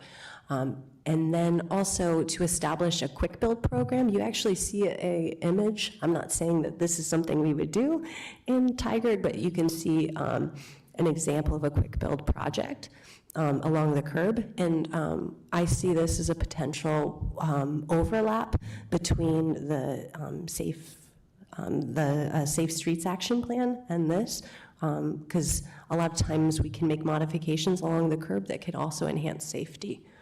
And then also another strategy would be the streamlined EV charging station permitting. Another would be establish time-based parking restrictions. Again, this is something that would have to be looked into further within the transportation system plan. And then one thing that I do see as, based on conversations with residents, as a very near-term potential strategy is the EV education for residents and businesses, and to perhaps work with our sustainability coordinator to have some sort of informational packet or a one-pager to give people clear understanding of the pros and cons of owning an electric vehicle. Next slide. And then other policies that we would explore further would be outdoor dining and parklets, where it would be very, safe and conducive to that, and where it would really benefit. Also, e-cargo bike fleet. This would come at a substantial cost to the city, but I think it would be potentially a nice benefit, so that our employees could use other modes to get to sites within a shorter distance. And then pilot one, again, this is explore further, but as Tualatin has their Lime Scooter program, continue to monitor that success and consider if this is something viable for future Tigard. And then I'll also allow curbside EV charging. There's going to potentially be some complications or other things, so just exploring what the possibilities exist for curbside EV charging. And then next slide, please. And then growth-driven strategies. So these are things that we're not currently at, but as we grow and look towards issues that more urban environments like downtown Portland are facing, we want to be prepared for those if we start to see those sort of densities. One would be zero low-emission delivery zones. So that type of program, if we don't see the parking utilization, that would really motivate that to be a driver to people switching to electric delivery vehicles. I don't necessarily see it as something that would be as effective as it is in very urban, dense, where parking is non-existent. I think we know our challenges, but I think we all understand certain parts of Portland or other urban environments where you're literally circling for hours and then you just give up and leave. So that could be a real again, in that type of setting, having designated electric delivery zones can actually incentivize delivery drivers to switch to electric vehicles. We're just not there. And the same with, that same principle goes with rideshare regulations, like having specific drop-off and pickup areas. Next slide. So the staff recommendation today is to adopt this electric mobility and curbside management plan, or the EGO plan. The resolution, I know, is provided in the packet and available to you, but I'm here to answer any questions if you have any. Thank you, Tiffany. Yeah. Councilors, questions? Councilor Schlock, sorry. Thank you, Mayor. And these are two questions that I brought up with the acting city manager prior, so I just wanted to bring them up for council discussion. The two questions I had were, first, what is the anticipated budget impact to the city or TCDA by pursuing these policies moving forward? And then how would if we approve this plan, how would that impact current transportation priorities for the city? Because as we all know, there's only so much money to go around. There's only so much staffing resources and time. So I want to make sure that, I just want to understand that impact. Yeah, so that's one of the reasons as we face budget challenge, it's important that we don't overcommit within this plan. And I think we did a nice balance by those strategies that really would amount to higher costs or in the explore further, because again, we want to have strategies that are actually financially feasible, and that means coming up with finance strategies. And that would be in the explore further category. The items included in the TSP, those are all pretty much manageable within our current budgets if we were to, and plus, as we unwrap or unroll the TSP update, that's going to include further discussion on the strategies. So none of these strategies will be implemented straight out the gate. They'll be included in another plan or explored further as we move forward. So there is no budget implications. Thank you. Appreciate that clarification. And speaking for myself, I think the EGO transportation plan has a lot of great ideas. I'm prepared to support the resolution. I just am sort of growing not increasingly concerned, that makes it sound more than it is, but I'm pausing more when I look at some of the policy recommendations that are coming before the council, not because they aren't great ideas, but I want to make sure, to your point, that the council is not overcommitting staff and overcommitting to the community on a lot of great ideas and then under-delivering. So that's why I want to make sure that we are reflecting or reviewing and reflecting upon the budgetary impacts, even if they're years out, and also the staffing implications as well. I think when we had a review of the housing policy or housing policy a couple of weeks ago, that sort of topic came up as well. But as far as the intentions behind this plan, I don't have any issue supporting it tonight. Right, thank you. Thank you. Councilor Shaw? Great, thank you so much, and thank you. I want to make sure I get the title right. Principal Transportation Planner Gerke, and my eyes are that good. So thank you very much. Thank you. I think it's premature. The reason is we have a climate action report. We have 121 actions that we haven't even reviewed or we've reviewed, but we haven't prioritized those. We also next have a parking management update, and so that could factor into this as well as our TSP plan, and recognizing there isn't a budget impact. There are interconnections here, and I believe council has workshops specifically for this purpose, so we could workshop exactly how would the EGO transportation plan interconnect with a climate plan, with our current transportation priorities and our current safe street priorities. I do think we could potentially become over-leveraged, and I really would like to see us finish our gaps in our streets, particularly Hall. There's a huge gap still there, and we haven't addressed it. In addition, I think safe routes to school should continue to be that priority. And I think this is very important. The EGO resolution could feed into that.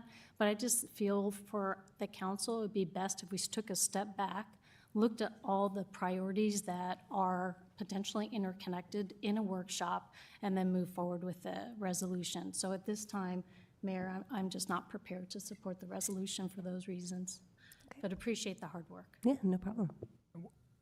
Councilor Shaw, would it help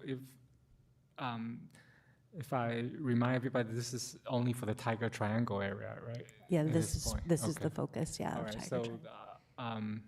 Councilor Robin, do you have anything to say? Please go ahead. Thank you, thank you. I have some questions. This is very complex, very detailed, and I appreciate all the hard work. I appreciated the slides showing the potential kind of modifications or painting of some of the streets, kind of extending that crosswalk out so that, I just watched a video about this where you have a truck pulling up to say deliver, and so then somebody driving doesn't see a child until they just run right out. And, and so if you paint those areas, so, no parking there, I think that kind of stuff that you highlighted really made a lot of sense. I have some questions, though, when I'm looking through the policies, like on page 32, one of the policies that we're saying we're going to pursue, I believe it's in figure 6 or table 6, set up parking regulation and consider expanding Tiger's downtown parking pilot program.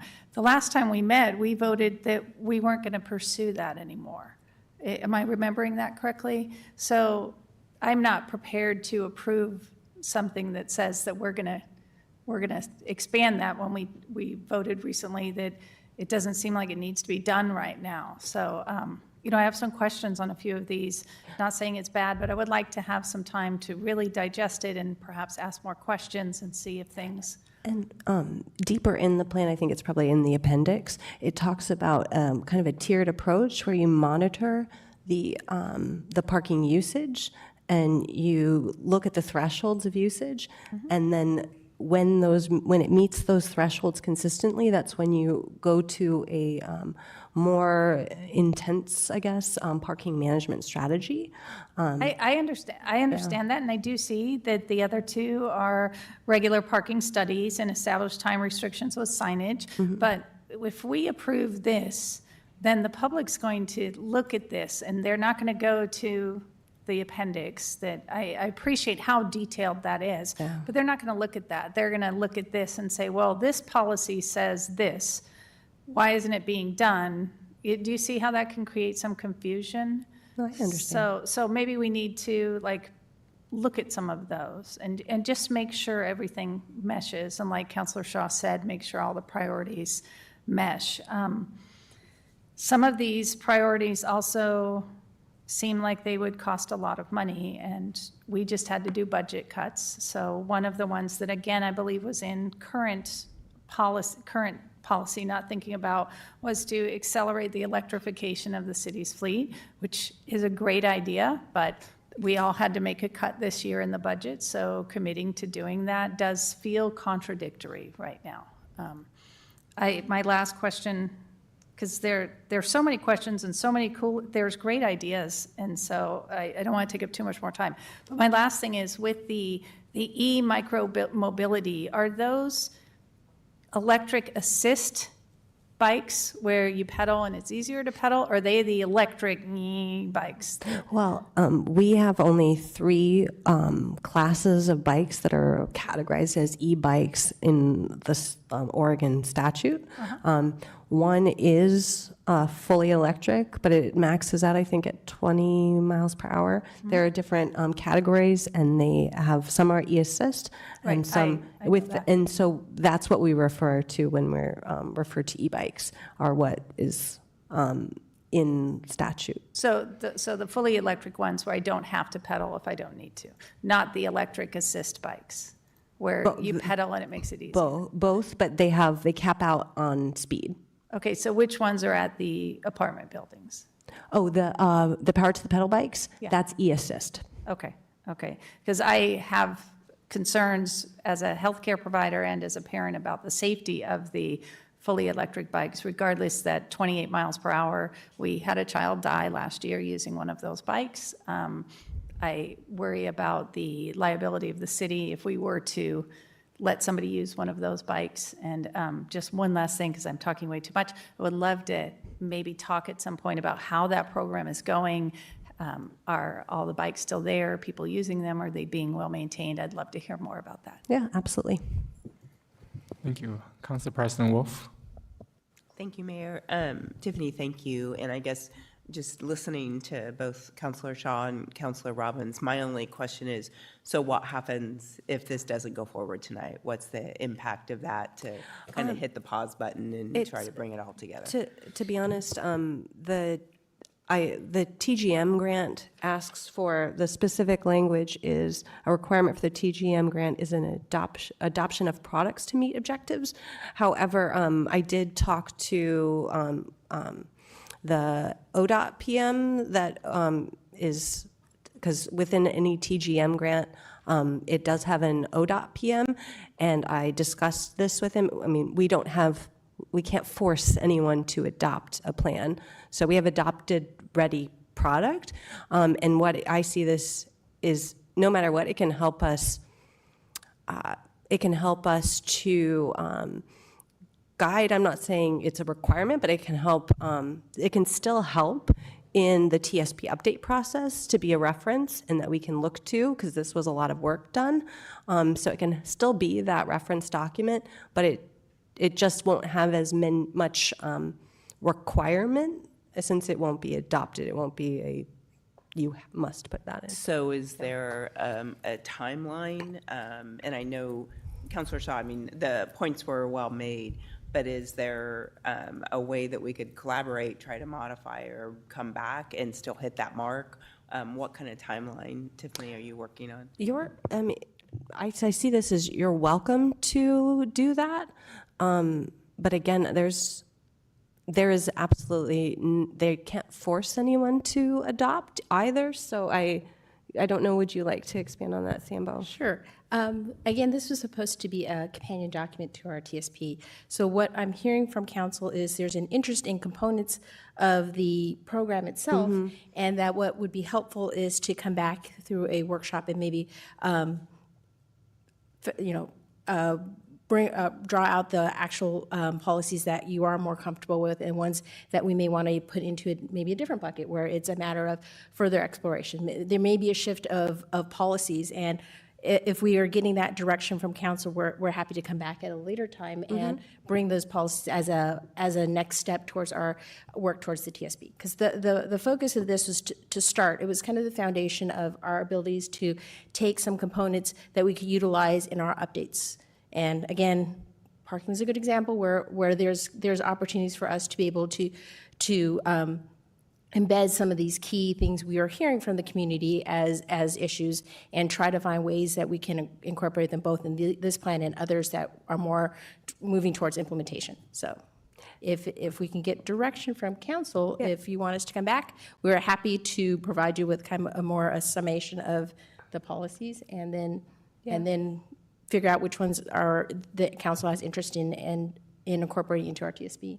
Absolutely, we can do that. So guys, I feel like I'm beating the same thing here, but what I'm hearing is this is a potential or a component that would help us get grant funding, and not necessarily grant funding. Okay.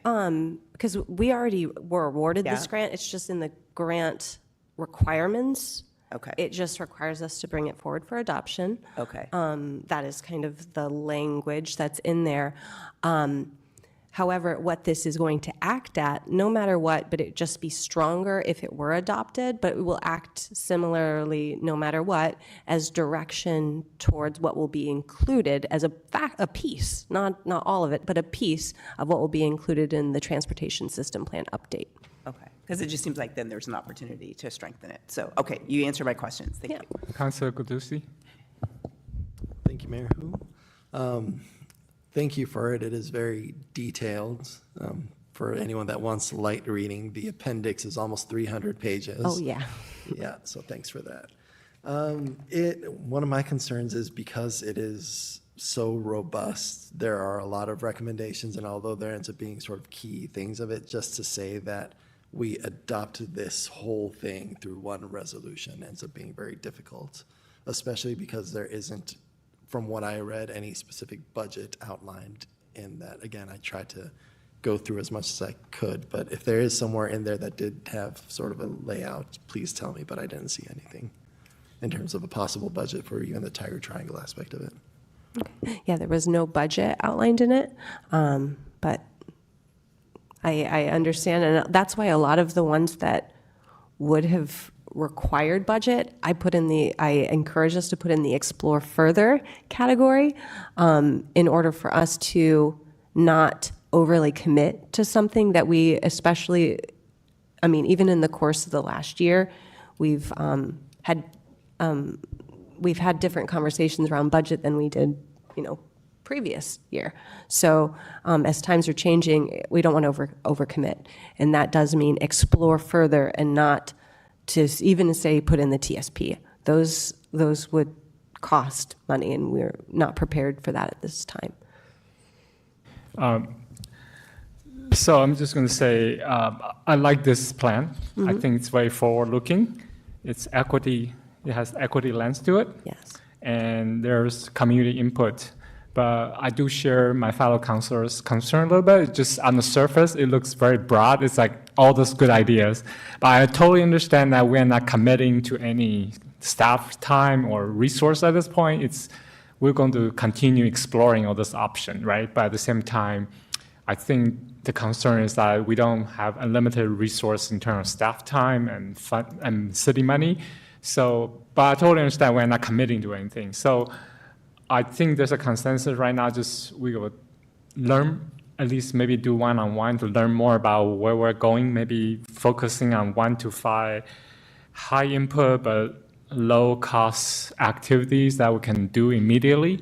So that will make council feel a little bit more comfortable, of this is, we have this lofty goal, but in the immediate future, this is what we are ready to commit, and this is how much resources we can expect to spend on and how much staff time. So I think that will make council feel a little bit more comfortable adopting this. So does that, go ahead. Thank you, Council. Acting City Manager Trich in an echoey microphone. I think this feedback is very well received. Thank you very much. The timing of this conversation, I think, is excellent because in 2026 we begin our transportation system plan update, and this is a great entry point into some of those policy conversations that will naturally feed into that. The transportation system plan is also an opportunity to have more complete engagement and have a deep conversation on the policies that you've been talking about this evening, as well as in the context of all of the goals and the strategies of the organization. So I would propose bringing this item back as a workshop either in January or February for continued conversation, and then our own principal transportation planner will be seamlessly folding that in for a transportation system plan update in the new year. No, and I'm looking forward to that process and really even starting now to envision what will be in that scope. So it's really something that will help drive us further and help us be even more successful going forward. Sounds good, councilors? Wonderful. That's a plan. Thank you. Thank you. Thank you. All right, so next on the agenda is parking management program update. And we have our Community Development Director, Kirkman.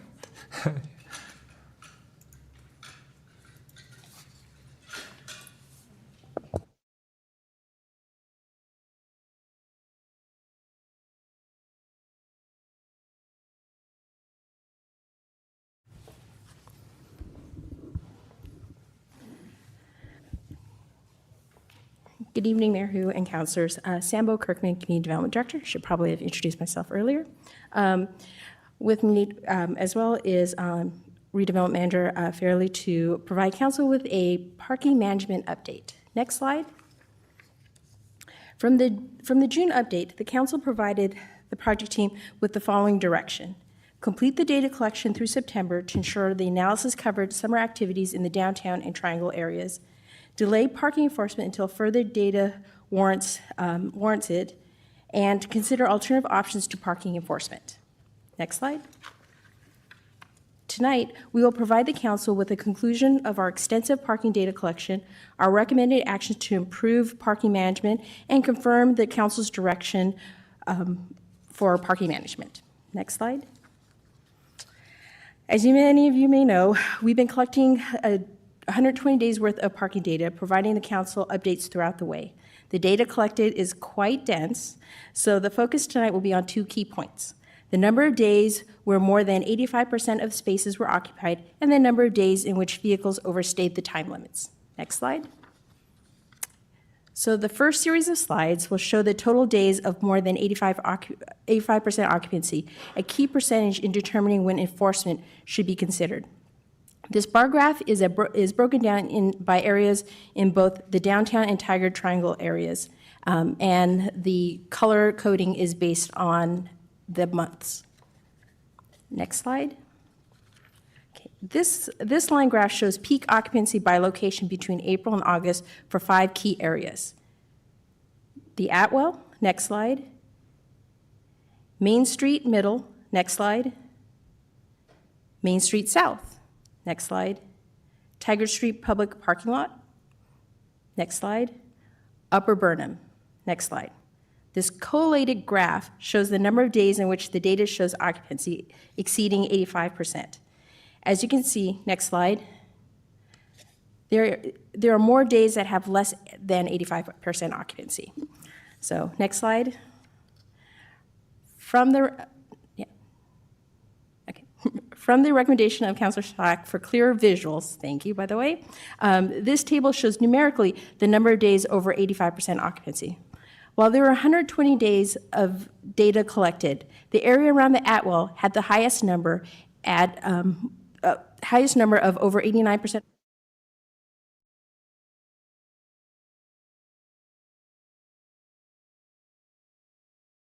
Got a battery.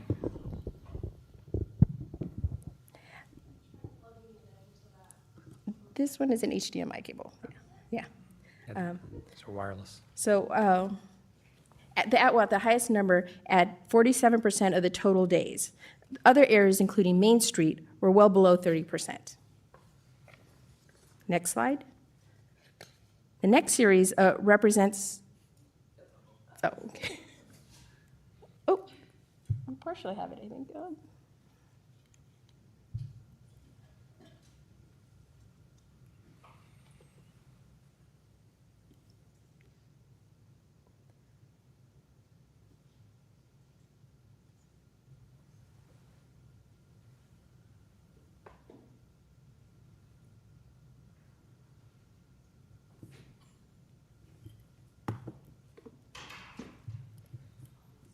Almost.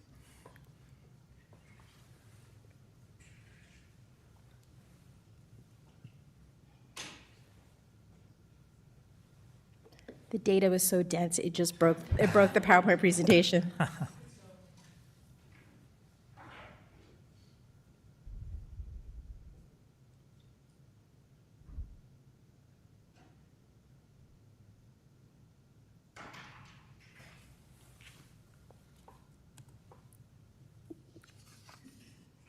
For time's sake, would you like me just to kind of describe the data that we've had? Because the next series of slides were to show the overstays by month. The key takeaway from the number of overstays are that they are consistent month by month. Based on all the other updates we provided you, the overstays have been in basically 4 key areas. Main Street North, Main Street South, Dartmouth, 72nd, and Ash Avenue. So those are our 3 areas that are overstay for a reason, and again, consistently the same amount of time. I would be showing you another one identifying the same data in a table form. But some other key takeaways from the data collected show that Fridays have more areas that exceed 85% occupancy, which was consistent for each month. The average number of overstays for the whole 5-month period is 4.58 per day, with 89% exceeding 4 hours. And that's a key number because that often tells us there are employee parking, or that's an assumption that an assumption we've made. And the last one is over the 5-month period, 98 vehicles overstayed more than 10 days. Also, probably an indicator that those are likely residents in the area. Next, we're going to provide you with some potential actions that we're proposing as alternatives to the parking enforcement. Thanks, Sambo. I'm going to talk about some potential actions for council to consider after absorbing the data. So the four potential actions, one of them is updating parking signage. That's something we've talked about in the past. There had been a request, especially by drinking and eating establishment owners, that a 6 p.m. Enforcement time, it would be better if it'd go a little later. So potentially expanding the 2-hour time period, which is now 8 to 6, would be now 8 to 7. And then also adding Saturdays. So it has been Monday to Friday. Saturdays would be added. Another potential action is distributing parking maps. And another action is to lease parking spaces in TriMet's park and ride lot. If we had slides, I'd be spending a little more time on these. And then also updating some striping on Southwest Scoffin Street to get some spaces. So the updated parking signage, would only be done in existing time-restricted spaces. So we wouldn't be expanding the areas of 2-hour parking only where there is 2-hour parking now, making it 8 to 7, Monday to Saturday, and also adding it to the city's 2 public parking lots on Burnham and Tigard. And, we find that since about 85% of people do respect those 2-hour parking limits, that it would be a good thing to do to get a little more turnover for parking for our businesses downtown.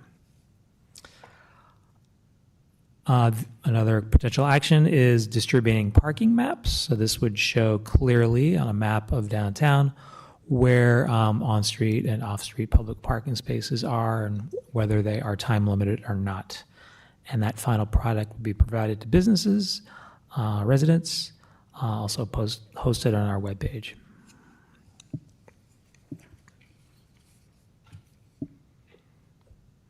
I would now be showing you a photo of the TriMet parking lot, but we are currently negotiating with TriMet to lease 28 spaces at their park and ride lot. And those spaces right now are limited to users of transit, either West or the many bus lines that come the Tigard Transit Center. The utilization, indicates that they are willing to lease some spaces. So there are just a few details we need to work out with them in their, their standard boilerplate leases. But we feel confident we'll conclude those negotiations and have 28 spaces available for the public. And the last thing to consider, getting some additional parking. There's actually 2 locations.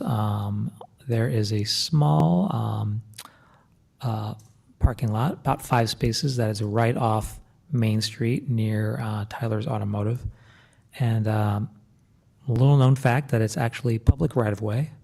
It's considered to be part of Southwest Burnham Street. And there are about 5 or 6 spaces there that would make a lot of sense to sign as public parking. And there actually has been requests from business people to do that. So we just need to get those spaces striped and signed. And then the other places we are looking to add parking are on Scoffin Street. When we did the Main Street, Green Street, Phase 2, we, for the first time, added some parking spaces on the corner closest to Main Street on Scoffins. And we're taking a look at how we could extend that down the street. So would add a number of spaces to the public parking supply.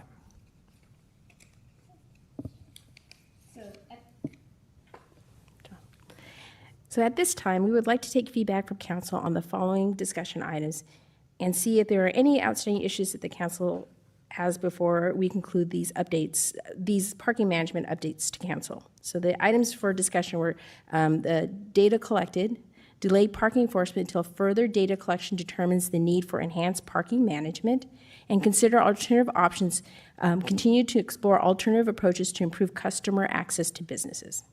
So at this time, I'd also like to acknowledge that while we have completed our extensive data collection and continue to recommend that parking enforcement remain delayed at this time, parking management will continue to be part of the conversation as we move forward towards projects such as updates to the city's transportation system plan, Downtown Reimagine, and as we mentioned tonight, the EGO project. So at this time, we're here to take your questions or feedback. Thank you. So that's for efficiency, complete data collection. Anybody does not want to finish the data collection? It's okay? Good? Thumbs up? All right, so we will complete data collection. Same data, said it last time. Yeah. We're picking up the same data, so I oppose it, but that's okay. I'll be able to. Okay. Yeah, completed. It's done. We're done. Yeah, sorry. Okay. Yeah, we're done. So complete, okay. Are we now done? That's what we're saying. Yeah, We're we're done. finished. We're done with data collection. We're affirming that that the ask for us to stop on September 30th is still what the council's Please asking. stop collecting the data. Stop collecting We data. don't have enough I will data. continue Okay, collecting data. so Okay. stop collecting data. Is that Yes, thumbs that's up? much clearer. Okay. So second one, delay parking enforcement while we are not collecting data, so we are not doing parking enforcement. We were not doing parking enforcement, Right. and as of June, the council had requested that we not continue with Exactly. parking enforcement. And we just want to affirm we are not doing parking enforcement, correct? I support delaying parking enforcement until the need arises. Everybody's nodding their heads? Okay. Number 3, consider alternative options, open for discussion. Okay, Council President Wolf, please go ahead. So, Sean and Samo, thank you both. And I appreciate the negotiations with the transit parking lot. But my question is, when I think about the lack of use of North Main Street to the I'm sorry, get here? Okay, sorry. When I think about negotiating to add spaces at transit adjacent to what I consider North Main Street, I don't know if we're gaining, because that's already a low usage area. So if we're not getting folks to North Main, are we going to get them there to park? So that's my question, my wondering. That is a good point. I think, there definitely is low utilization of North Main Street. However, the addition of a couple more businesses and some of those vacant storefronts could really change that pretty quickly. We do see is maybe the TriMet parking lot could be aimed at employees for once. It's a regular, predictable place for them to park. I think also for the Universal Plaza, it could also be an attractive place, especially in the summer when there's a lot of demand, and we just have to put in good signage to make it clear, because it would be a very quick trip. We're talking about basically the last 28 spaces in the lot where it meets the Ash Avenue extension. So that would be convenient for patrons of the Universal Plaza. Thank you, Sean. Councilor Robin, go ahead. Thank you. I thank you for this and for finishing this up. I respect your expertise. I do have a question regarding the Atwell Apartments, because that area seems to chronically be the overstayers, and it looks like residents and stuff. I know that, or at least I believe, doing some research, that residents are required to pay extra for a parking spot, and perhaps there's only one spot per apartment. I'm not exactly positive on that. Do we know, or have we contacted the management company for Atwell and asked, are all your spots being rented, or are some people choosing to do on-street parking without even bothering to try to rent a spot? Because that you know, if that's the case, then we need to figure out some way to at least enforce it there, because it's not fair to break the rule constantly, right? And so, and I know that's a little bit contradictory to saying we just don't even want to enforce this anymore, but that, and also maybe we need to reconsider some of our development plans that we have, where we've been trying to limit the amount of parking, thinking that a lot of people don't have cars, but in this case, it's kind of a high-end development where I think you can probably expect that most people do own a car, and in this case, if we have developed this so that it's just automatically is at a deficit, then we are setting ourselves up for a bit of failure. So. And that's me coming in after the fact, after the whole thing was built and developed, and I understand that, so. Well, there is a struggle with parking and the conversation of parking when it comes to especially housing. State regulations for varying opinions does indicate that we don't put we don't have minimum parking requirements for developments in the area, and that's partially to address the requirements of the state to encourage more housing in an area.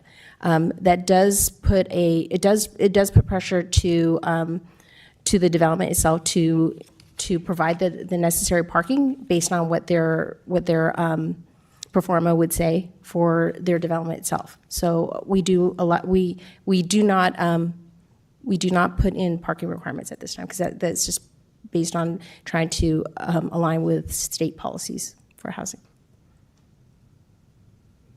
Councilor Shaw.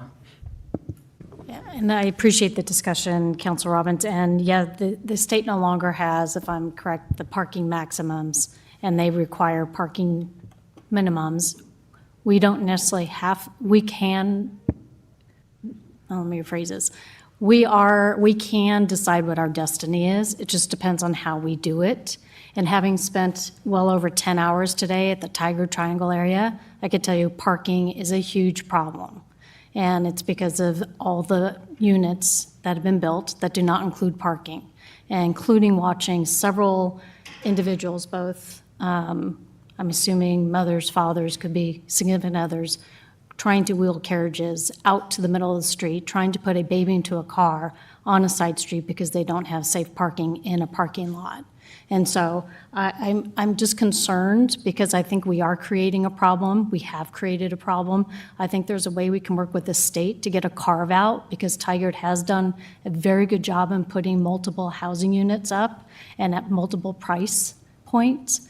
But I think we're to the point now we potentially are endangering those who actually live there. And so I would encourage us to reach out to our legislative members. And I see Representative Dr. Sue Rickey is not here, but to see if there is a carve-out for those, I would say, good citizen cities that are doing the job we need to do, because it's a problem downtown on Main Street South.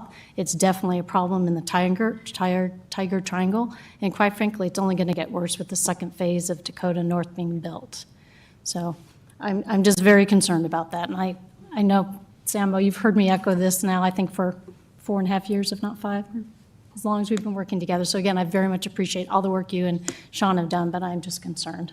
Thank you. Yes. And Councilor Shaw, I'll follow up with the state statute. I think it's the flip, where there are maximum parking requirements, but the minimum requirements have been removed. So that does make it difficult for us to be able to address some of the concerns. The thought is that there are alternatives that we should be encouraging, through transit, through other means. And part of our holistic look at parking management is to not only look at what are the requirements for each of the developments itself, but also ways that we can encourage other uses. And so, again, it's not going to fix the entire parking situation, but our hope is to be able to find ways to alleviate it and maybe release the pressures of parking in the area if we can.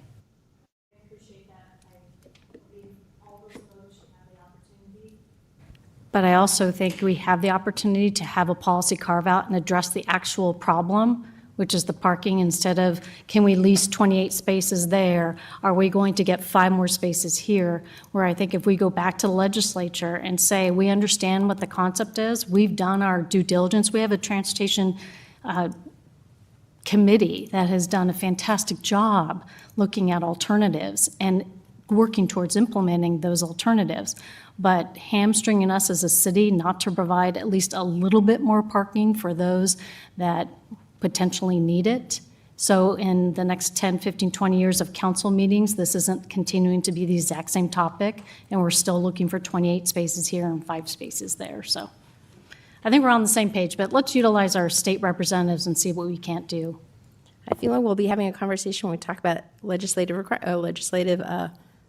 asks for the next couple of years. All right, Councilor Schlack.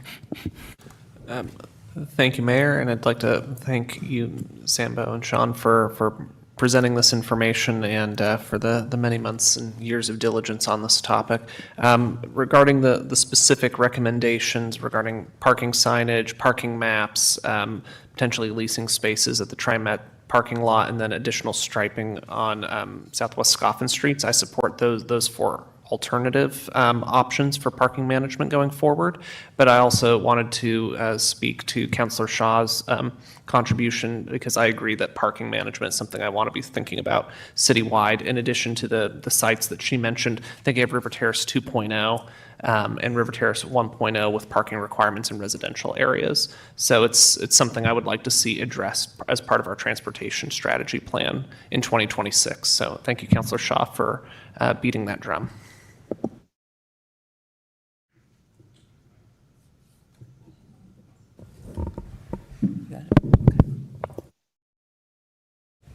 My microphone had problems, so yeah, I echo my councilor's concern, and I support continue exploring alternative approach to improve customer access to business. But going back to the TriMet parking lot, I just want to encourage us to think about what's the problem we're to solve and how that's going to address the problem. But otherwise, I don't have any more comments. So. Oh, Councilor Gudusi. One of the proposed solutions was that extension of the 2-hour limit to 7 p.m. Did a majority of the business owners want something like that? Do they feel that that would overall benefit, and the extension from Monday through Friday to Saturday as well? There was a desire by businesses, especially the eating drinking establishments, to extend it based on the hours that they're open, as well as Saturdays. And our data does show that there is some activities on Saturdays that may warrant us to include Saturdays as well. Do you have an approximate estimate as to how much that would cost to just update signs? Data was probably provided in our prior updates. We could probably provide you with the information in a councilor update. But I will say that was the ask for this Saturday was also one from the businesses themselves. So the modified dates were from our parking committee, as well as feedback that we received, correct, Sean? That's correct. Okay. Yeah, and I believe that was one of the earliest sort of policy directions from council in December of 2024.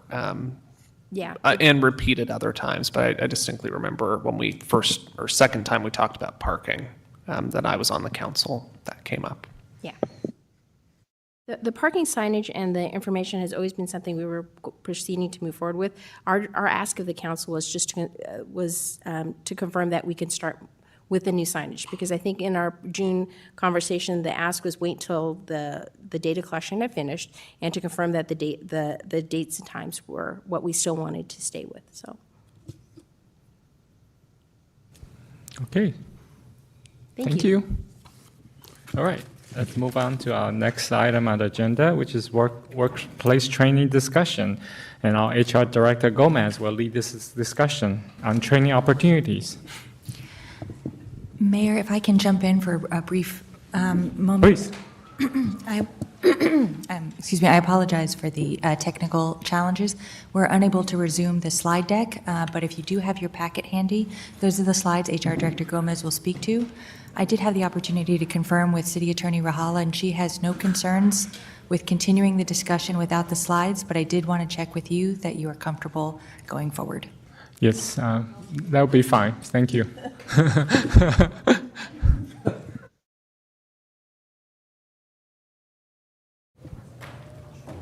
Welcome.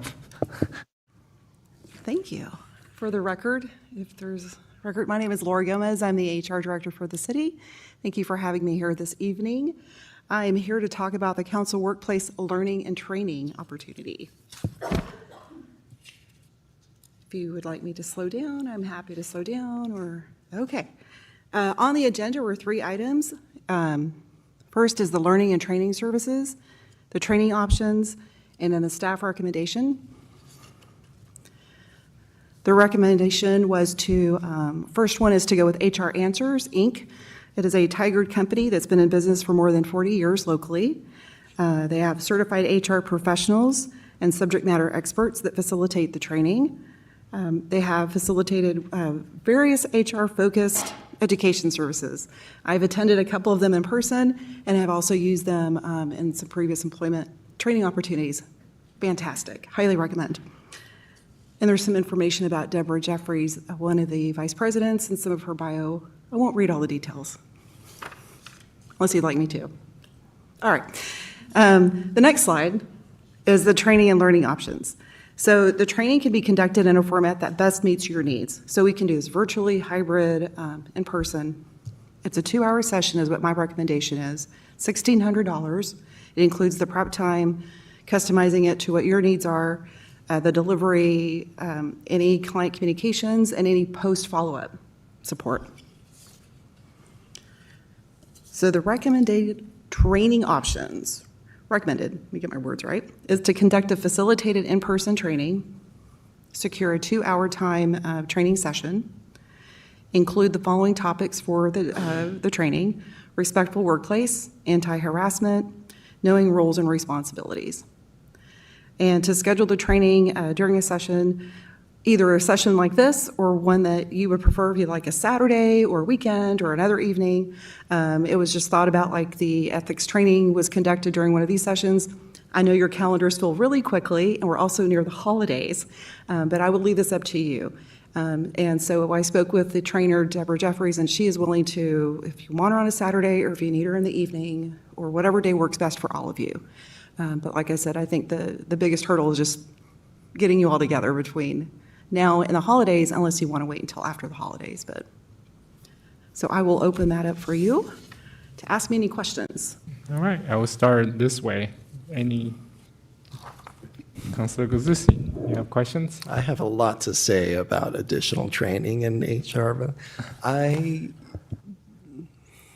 don't like it, which is a personal feeling. And I don't, like, I've obviously done a lot of these trainings, both with work, with the military, just time and time again annually. And to be blunt, if you're not respectful, if you don't, take care of your responsibilities, a training is not going to fix that. I think this training is also about recognizing sign of others not being professional. So it's not just about ourselves. That was the last portion for knowing what your roles and responsibilities are. I might primarily like to add it's the reporting responsibility and when to recognize when you're obligated to report. Otherwise, you can be personally held liable for anything that doesn't follow a policy or adhere to statute. Yeah, Councilor Schlack, sorry. Councilor Schlack. Thank you, Mayor, and thank you, HR Director Gomez, for your staff recommendation. I support your staff recommendation because the council literally stood in front of the entire organization on September 10th and said, "We will do better." We told our community that at length for the last several weeks. This council will do better. It's not enough to just talk the talk. We need to walk the walk. This is the first step in walking the walk. So I support the recommendation, and I will make time whenever the training happens to be scheduled. Thank you. Councilor President Wolf. I appreciate Councilor Caduce's comment, but I agree with Councilor Schlack. What I wouldn't want is an ethics training where it was a very standard protocol. We had to complete it. It was something that was required. I mean, I did it through the Oregon School Boards Association. You all did it a different way. This has to be a conversation around a table, being honest with each other, and just kind of walking through. And to that point of making that commitment to staff, to our community, and again, in-person ability to have conversations, walk through scenarios, and available whenever it needs to happen. So thank you. Okay, youth counselor? I mostly have a question. Are you thinking of scheduling us before or after we appoint our missing spot? I will leave this up to the council to make that decision. Because I think it would be better to do it after, but I don't know how far away that is off the top of my head. Yeah, we have a discussion coming up Yeah. soon, so Councilor Shaw? Thank you very much, and appreciate Councilor Giudice, your comments, and I would agree, we've probably had a number of training, but I do also agree with Council President Wolf and Councilor Schlack that this was a commitment we made, and I do just note the distinction with the roles and responsibilities, and that always is a good reminder for us of where we hopefully will never cross the line, but it does give us that sort of detail so we can check the box and say yes. So I appreciate that. I, too, support this wholeheartedly.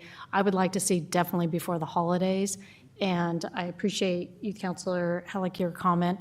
I think if we can't capture that person can catch up, and they can take it after the fact, because I would hate for us and our council and the commitment we made to both the staff and to our community that we hold that training up. Yeah. Thank you, Mayor.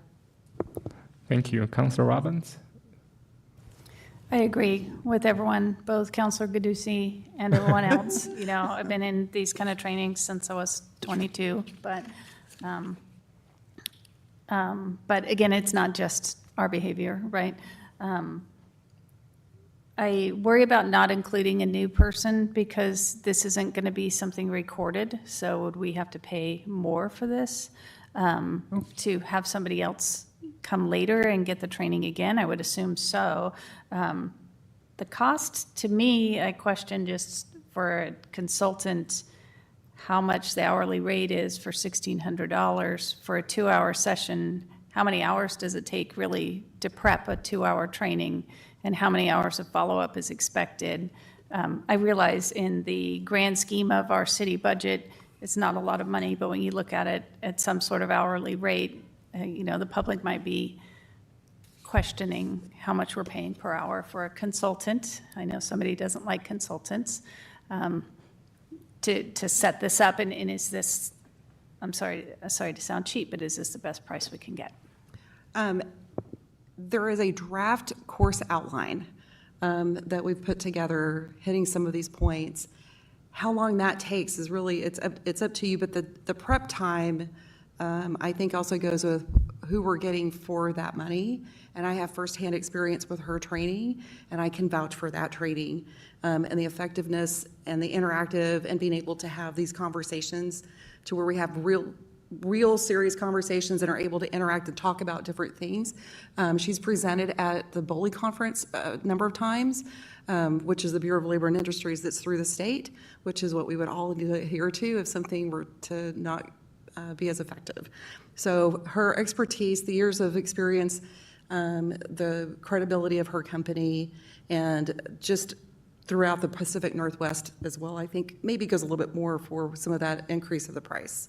But she's the one I'm more familiar with and more confident with in delivering this, and was the one who delivered for me a couple of times at the state. But if you'd like more information, I can still get that for you. Or if you'd want a different comparator, I'm happy to do that. Okay. Go ahead, Councilor Schlack. One follow-up question. Who all would be involved in this training? Of course, the 6 current elected officials will be there, but I'm wondering about if any city officers or yourself or the youth counselor would also be intended to be included as part of this training. So I'm also meeting with our leadership staff tomorrow, our team, to talk about the inclusion of them and also exploring options for our other managers and supervisors at this. This is This package, though, is usually grouped for about 40 people. So if we go beyond that, then there will be something different. But it's also to speak to the different levels, and there are different levels of responsibilities. Go ahead, Councilor Shaw. Thank you, Mayor. And to Councilor Robbins' question, would this be videotaped so that individual, let's say, We could. I mean, we were originally thinking of doing this during a council session like we did with the ethics training, and that would have been videotaped. Okay. Councilor Parson Wolf. Yeah, and I think if there's an opportunity for this to be customized, someone that you have really respected their work for engagement, I think we start to get away from a canned training in that investment of $1,600, especially if the leadership team could join us and really have thoughtful conversations. I think the value of that gets pretty high. I agree. And so I, again, support it and would love that engagement of leadership as well. I think it's a great opportunity, so. Thank you. I agree. Okay, so do you have enough directions on us? Not really. I just Not like to really? know, would Okay. we like to look at a session that's Okay. already scheduled? Or would you like to look at a Saturday or an evening or a different day? I think there's a preference for recorded, right? So, yeah, my preference, we do it at a council meeting, so it's recorded. And Yep. again, going I to our think- commitment. Okay. okay. That's enough direction then. All Thank right. you. Thank you so much. All right, so there being no additional items, this meeting is adjourned. Good night, Tiger.